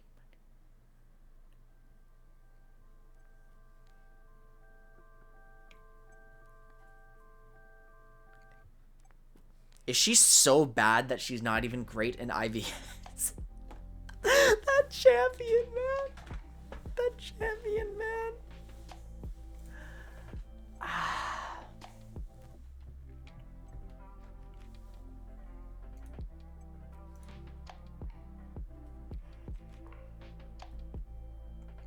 W.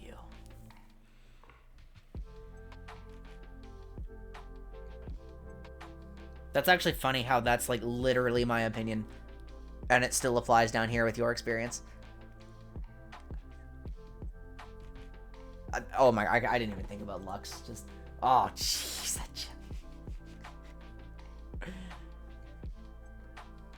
Okay, are we missing any major split pushers here? Like,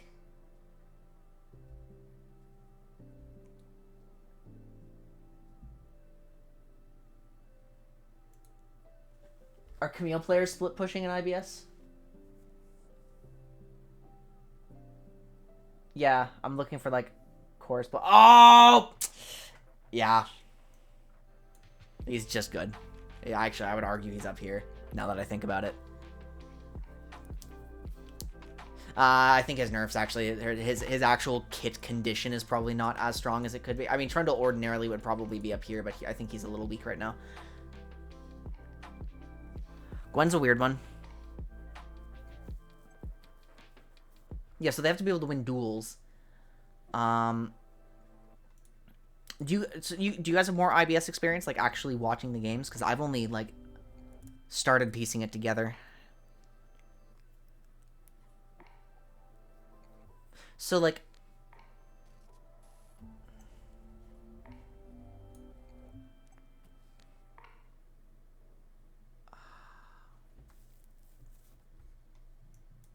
let me think about the game plan. The Graves top game plan is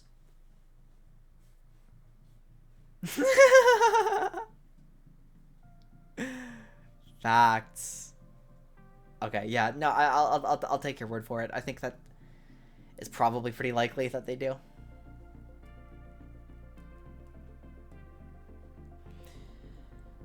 Graves is a bully.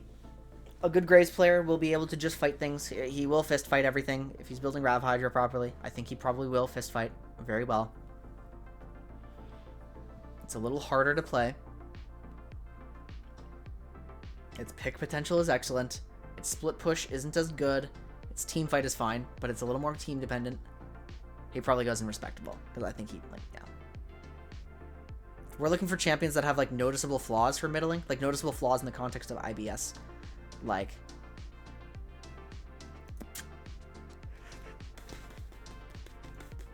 How much Gnar value are we getting? How much Gwen value are we getting? Gwen's laning is poor.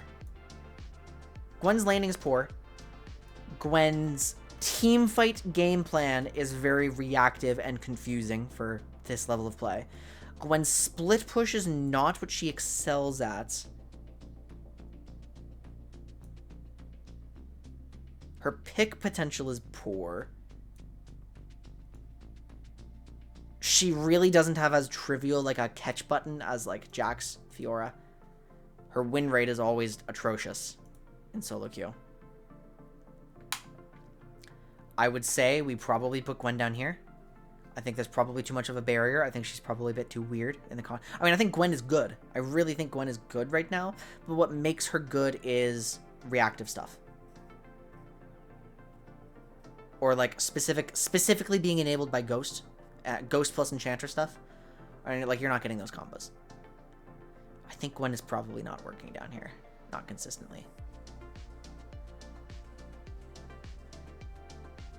Or it's like we could argue she's here because the champion genuinely is strong. But, like...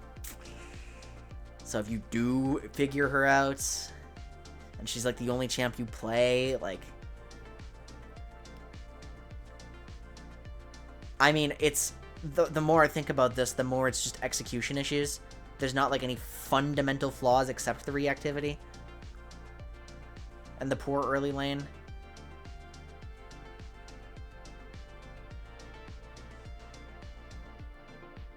Come to think of it, does Ornn belong up here, or does he just get clapped by everything people commonly play? Like...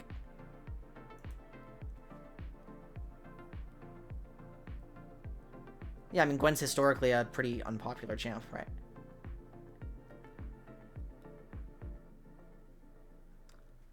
Hello, Jackie. Especially now, it's in Season 13. Like... no, never mind. That doesn't factor into Iron, Bronze, Silver, because the early component thing is not an issue. You're fine. Like, you're...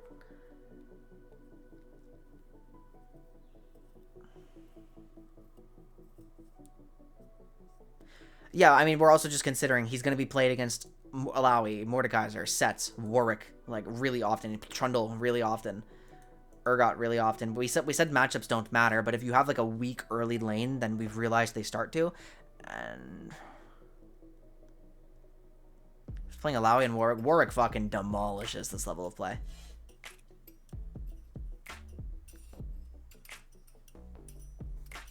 I mean, isn't Alawi just a menace down here too? Like,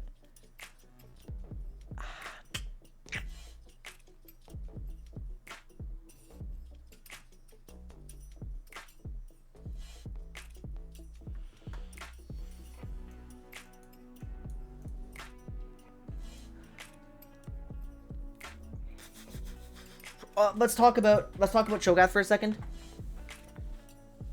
There's not a ton of her in comp. Yeah, people just are afraid of being based. That's it.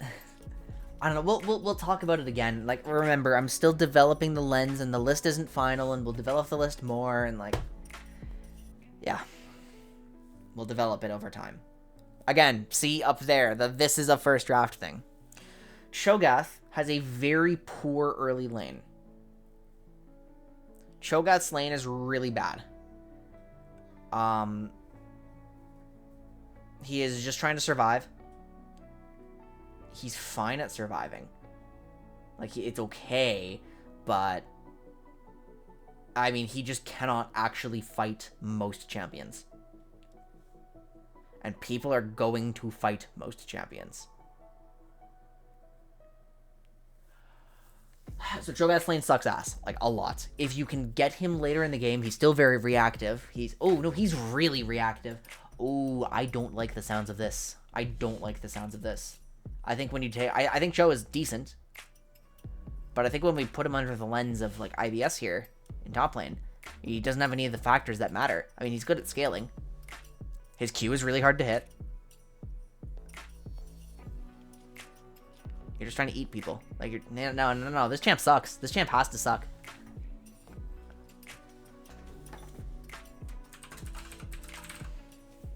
not, like, awful, awful.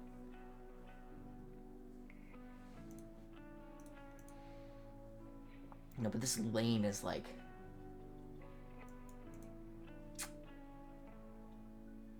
I used to play Cho'Gath a lot, and... Well, guys, does his passive actually matter? If you take a bad trade, is the enemy going to punish you fast enough so you can't sustain with passive? But you're missing farm, too.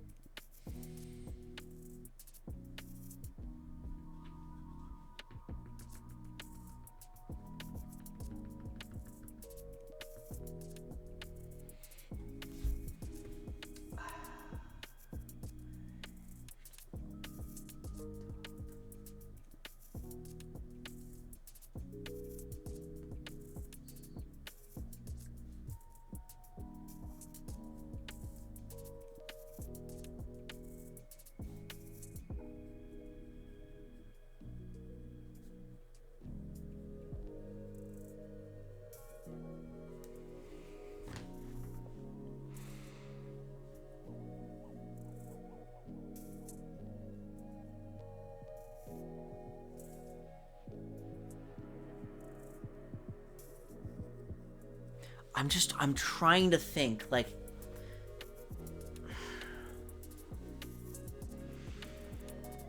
A weak lane causes your passive to matter. Or, a weak lane causes your matchup to matter, is what I'm trying to say. A weak lane causes your matchup to matter in IVS.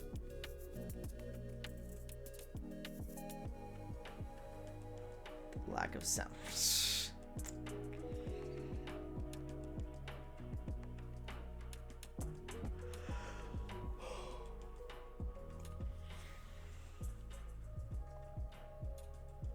Okay, let me just make an executive decision that is different from this. You're bad at Riven, I promise you.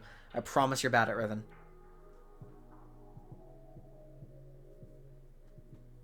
If you're in IBS. I think this is probably one of those champions where you just say no. Unless it's like, I mean, okay, let's confirm.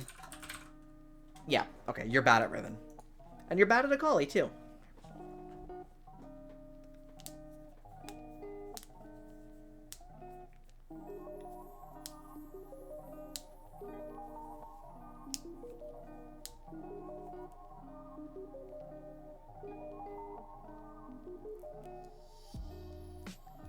Okay, but Rengar is kind of, like, we used the word terrorist earlier. Rengar does disgusting things to his lane opponent if you have the very basic foundations of Rengar. And Rengar top is quite a bit easier to play than Rengar jungle.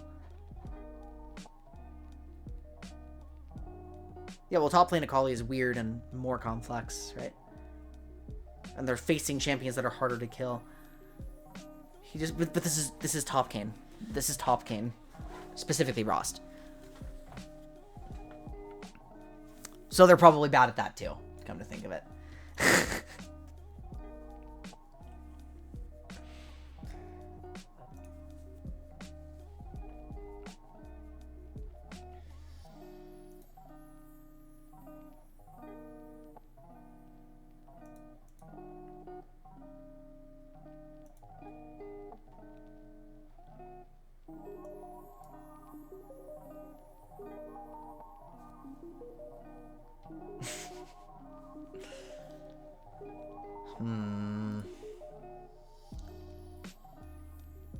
Okay, I think Quinn probably gets a little more value than we would expect. But at the same time, good pick, poor split push, poor team fight. So you're really only trying to do one thing, and you have to hope it works.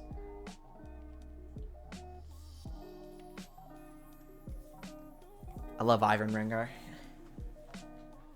Actually, you know what? Let me be fair and let me put them here.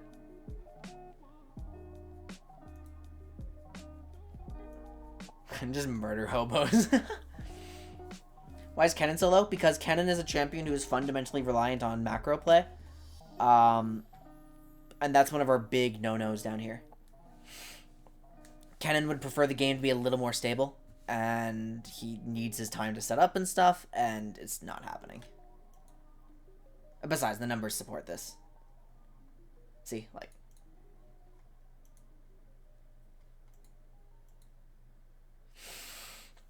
But remember that we can't close out the game with that advantage.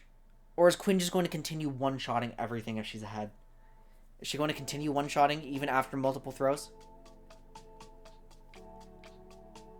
We're getting the multiple throws. It's going to happen. Like, that's kind of what the boat that I'm in, too. I think eventually someone will become too much of a problem for Quinn. And then it's just awkward. Like, okay, I mean, let's find out. Plus, we have the whole ranged top laner thing, where that's jungles want to gank that all the time. Even though ranged top laners do bully really, really, really, really, really hard. I definitely expected this to be a little bit lower, but like the pick rate is... Quinn gets to continue one-shotting the ADC.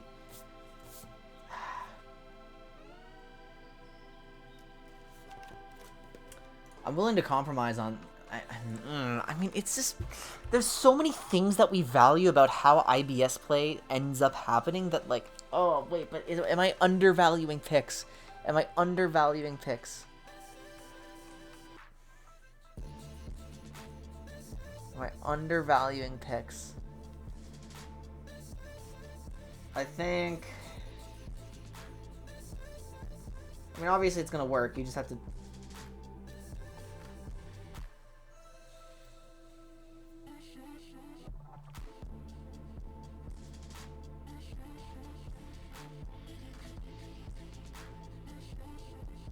You know what's funny? Is this the wrong account? Oh no, this is the right account. Oh my god. Oh right, I was doing 1v1s right before this.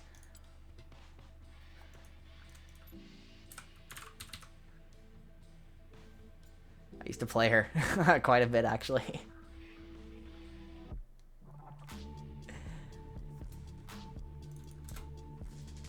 I got my start on Quinn in Season 6 Jungle. That's actually one of the first things that I tried when the new Jungle came out. Quinn Jungle.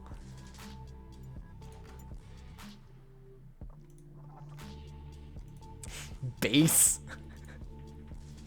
It's like H. Oh yeah, that loading bug.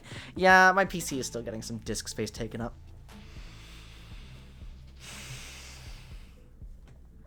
It was so much fun, guys. Warrior Enchant. Duskblade. I miss it. It wasn't good, but it was really fun.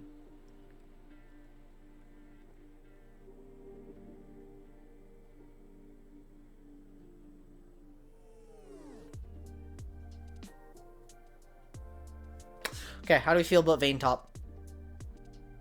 This isn't a moral question, by the way. This is a practical question. We're going to encounter a very extreme lane bully who will attract jungle attention, which is not great because she's going to be pushed. Weak now. Hang on. I haven't even finished. Weak now, huh? Team fight is reasonably effective. Split push is very poor. I mean, she can... How well can you play it? The problem with Vayne at high levels is that you always have to contend with the enemy jungler, and you have to be really, really sure that you're not just going to insta-die for it. I think that problem still exists here. I mean, still, regular Vayne top is unironically good used as a counter pick. Oh, you guys think these players suck? Just is the... Okay, how do we add in suicidal tendencies to our IBS lens? It's a is it mechanical barrier? Is that just what we're saying? Mechanical barrier?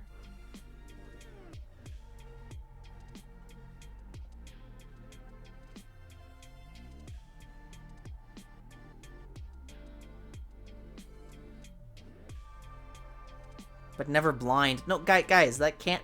She herself isn't a weak laner. That can't matter because we're assuming the player is baseline competent on Vayne. Where this is just a thing they play all the time. Like... So it doesn't matter that her opponent is weak. Like, she's not... I mean, Vayne should dumpster these champions. She really should.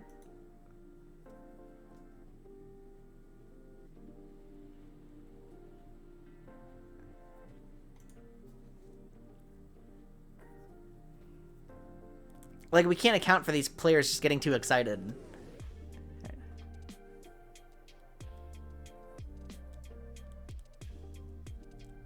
But is this theoretical silver Vayne player usually playing Mundo more than Warwick? Because if you're a Vayne main, if that's the thing that you play, are you really killing yourself on repeat? I guess if you weren't, you wouldn't be silver, but like, dying only a couple times like that. Ugh. I mean, your lane is so gross and you scale so well. Everyone's gonna die.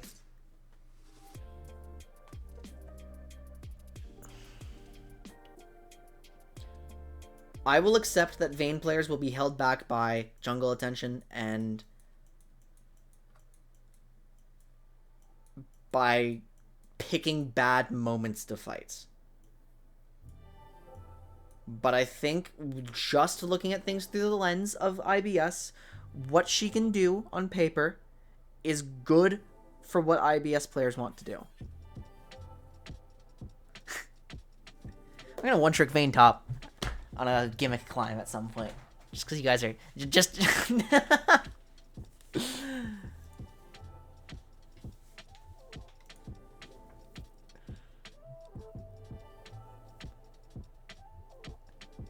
No, I would do it on... I've always wanted to be an action player. Ranged tops are cool.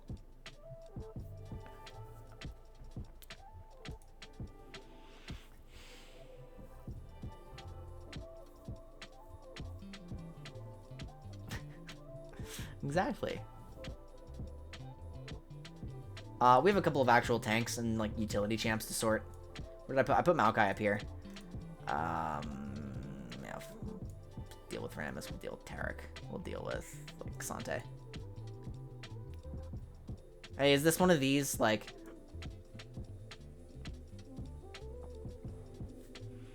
This is a completely balanced game. All champs should be the same level. Well, it's not balanced. Like, that's not what we're doing. I mean, we're also trying to assess the validity of this list, too. We're trying to find out if it's useful, right?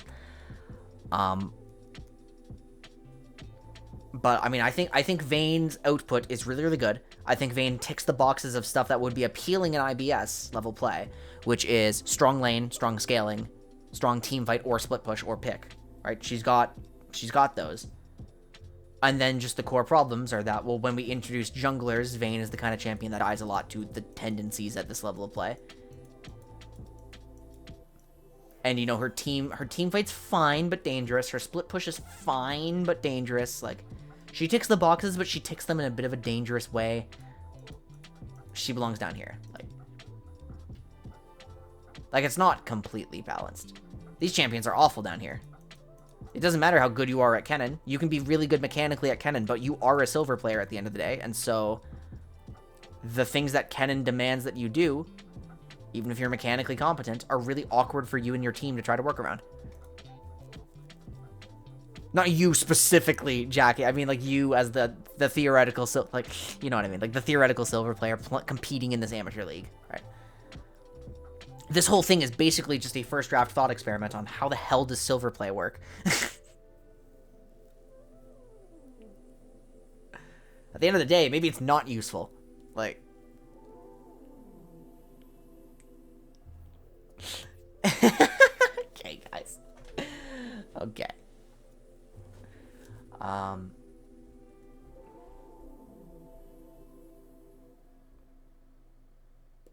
Does Sejuani actually...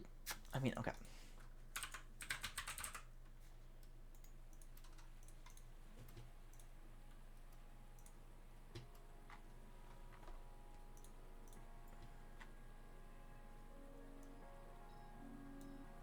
She's losing a lot of her most common matchups.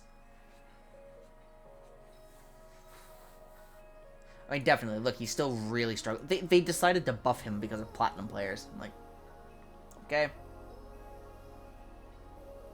Okay, that's fine by me. You can buff Cassante if you want. One at a time, please. Hold on. One at a time. Yeah, let's do Tarek. Let's do Tarek. Okay, Tarek. Low damage. Team reliant, weird, reactive, but has deceptively strong laning sometimes. Yeah, it's probably not great, but I mean, I wouldn't classify him as weak. He team fights really well. He can lane pretty well. He's just weird and doesn't hit the properties that we typically like. He's definitely like Gangplank tier. Like, I'm happy with that. Because, I mean, where did I put him before? I think I put him... Where did I put him before? Oh, he's up here in respectable. Based. Xante is quite a bit higher than this nowadays. I've already mentioned that.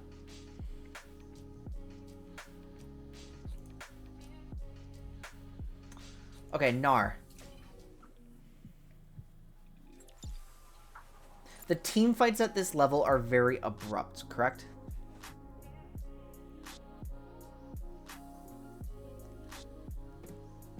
Because they just start off random mistakes. That holds Gnar back a little bit. I think if you're going to play a ranged top, Gnar is probably one of the most consistent options down here. He's a little team reliant and he doesn't split push very well. Oh my god, I did not expect it to be that low.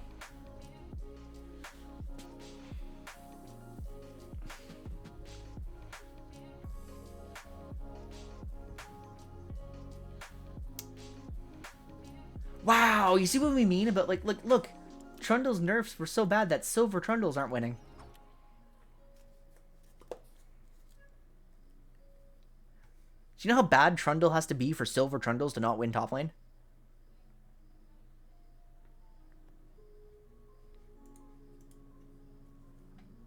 I'm actually going to do, like... It's all scaling. All scaling. Weird flank macro. Like, the team fights are harder to execute. Probably just don't. I mean, we could put him here. He's not as, like... I mean, he really wants the game to be slower. I don't know. I really don't. I'm going to put... I mean, okay. Gnar can go here. I think Gnar has a reasonably strong lane.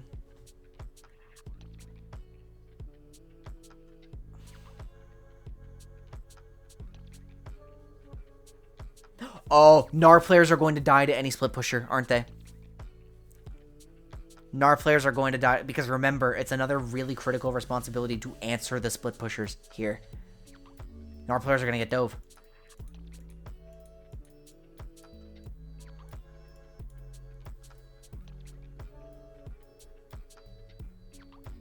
Like, mini Gnar is really vulnerable. To a different degree than, like, Vayne, Akshan, Graves. Really team reliant. Yeah, so he hits a macro barrier, he hits a team reliance barrier. His laning is strong, but, like, he cannot thrive in the abrupt nature of IVS.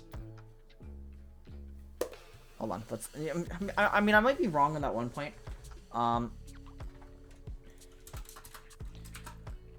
Champions that cannot thrive in the abrupt nature of IVS.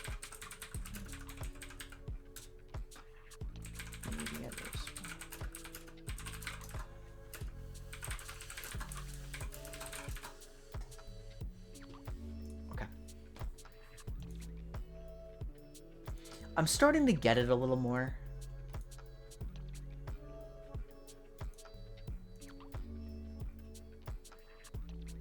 Where does Camille come into play? Camille has a period in which her laning isn't amazing, just really, really early.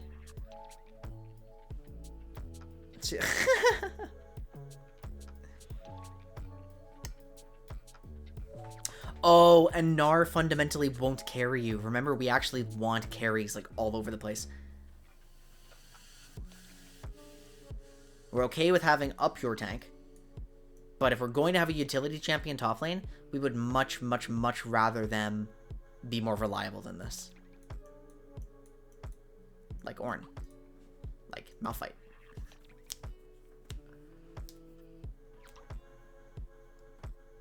Okay, is Sejuani winning fist fights? Is Sejuani winning fistfights? She's probably not losing fistfights. Most of her value is in like one skill shot in the mid game. Her team fight's good. Her split push is poor. She's not winning fistfights late. She falls off. Boom.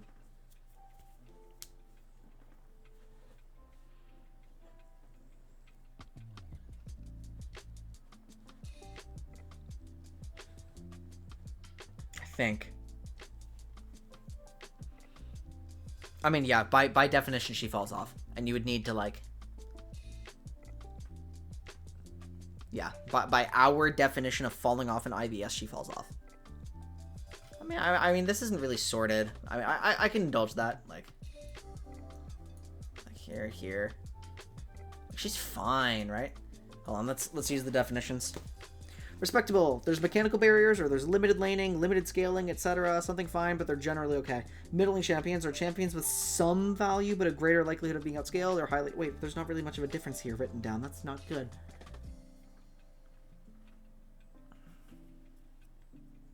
Well, maybe let's put her at the bottom of... okay.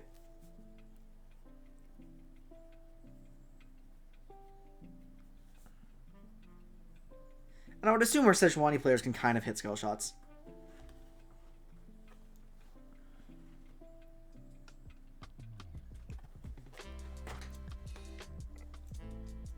This is such an awkward thought experiment.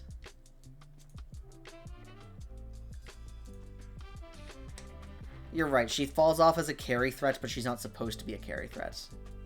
Oh, new is just like new category.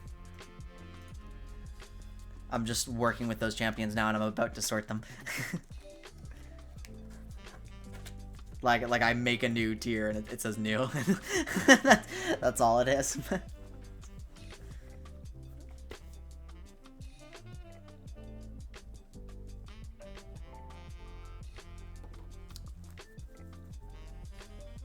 Do we have any more ranged tops to deal with? Cassio. Oh, she is not fist fighting early at all. No, this is not playable, I think. It scales really well, but the combat potential up top is really awkward. Like, no one is playing her.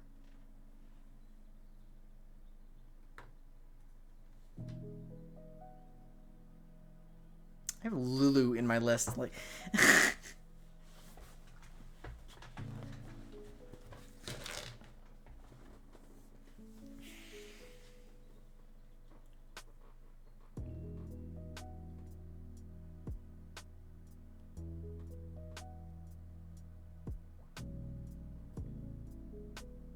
I need to work with Camille. We need to stop getting distracted. I need to do Camille. I need to do Rammus. And we need to do Aatrox. This is a core champ. Okay, Camille. Laning is generally solid, right? But she's not going to bully anything. Camille is probably susceptible to being bullied because they're going to fight a little inappropriately. She does have the tools to fight, though, so it's definitely not the worst thing in the world. Her scaling is disgusting. Her team fight is solid. Her split push is solid. Her pick is excellent. She takes time to come online, but if you know how to pilot her, she will always perform. She is on my regular lists, listed in powerful. That's generally not... I would expect like a 49. Oh! Silver Camille has exactly a 49% win rate. No way!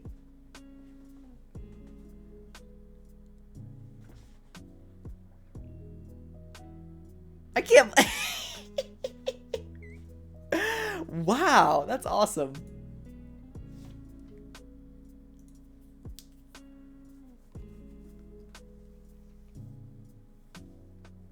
I mean, like, I can't see any reason that she doesn't belong, like, here. I really can't. It's just that she's not an extremely dominant lane. Like, she's really fun. She's really fun. She scales like a maniac. She's a great champ. The way I see it through the lens of IBS, it's just a little higher complexity. but it's fine. You teach a player how to play Camille properly, they'll probably do it fine. And people will be scared of her. They'll do it all right.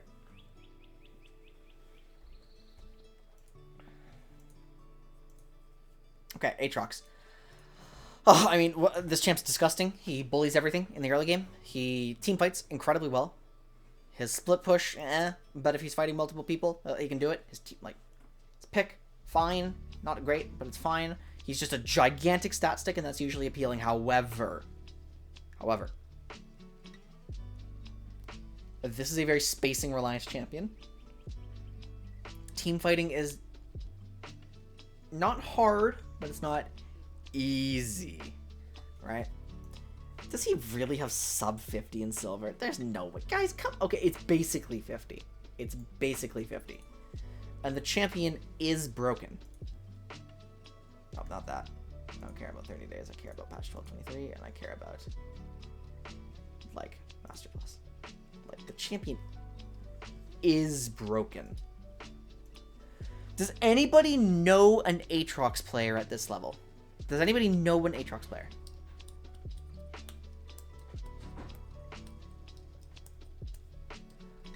Like, it just feels so wrong to not put this champion, like, here, unsorted.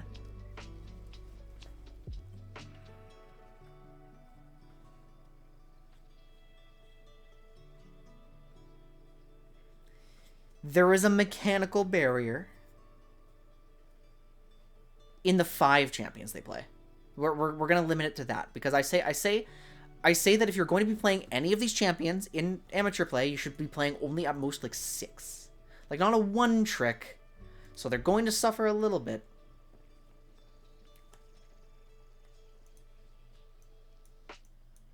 You guys think low elo can pull him off? It's just a skill shot. Like, people can hit skill shots. Sejuani can hit skill shots. People can hit skill shots.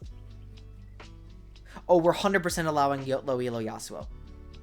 We are allowing low elo Yasuo. I mean, I don't think he's very good top lane, but... Zeknal, welcome to the stream. Yeah, Iron, Bronze, Silver, Amateur. We're doing a study on, like, different levels of play and really trying to understand, like, how to draft for players at those levels. So, like, how theory deviates from practice when you introduce, like, different skill sets like that. Okay, guys, we can't just play with this, right? Okay, remember, for a champion to be powerful, we have definitions, right? Good output within the elo context generally has the properties of the tier above, which is Stomps Lane, or Scales Great, or Simple Team Fight, Split Push Pick, etc. For IBS, at least.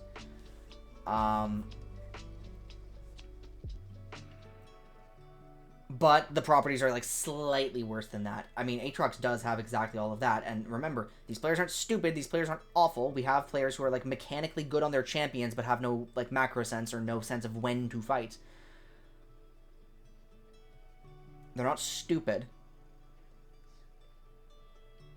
Like, so remember, the point of this is to help people at that level of play. Like, what good is talking down to them gonna do?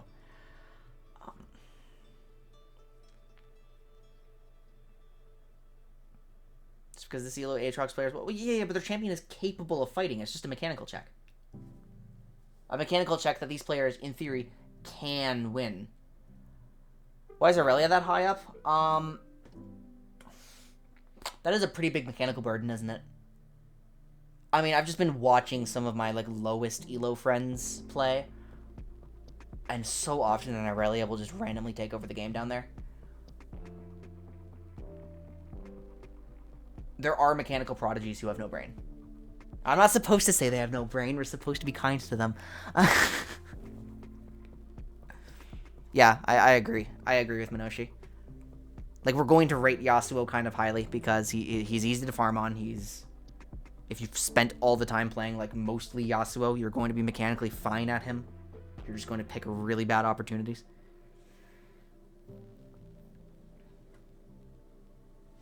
And it's a first draft, like, up there. And we still don't know if the list is even useful. We're using it as a thought experiment. Don't think she's actually incredibly hard. I mean, she's very punishing, is the thing. Aurelia is very punishing. Oh, hang on, guys. It's midnight. It's midnight. and I did not stay up for 28 hours the other day to reset my schedule, only to screw it up at the home stretch by not going to bed. I did not do that. So we're going to put this on hold for tonight. We're not going to continue it tomorrow because I'm going to be continuing my lore climb that I've been neglecting.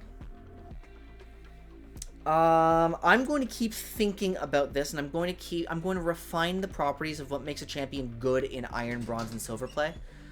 And then once I've had that time to reflect and think and sleep and all that, we'll come back and we'll do this again. Like, I want to say Thursday, but I might have a thing on Thursday. I'll keep you guys in the loop. So that's all. Thank you so much for being here, guys. Don't forget to love yourselves, respect each other, and I will see you all next time. Take care. Bye-bye.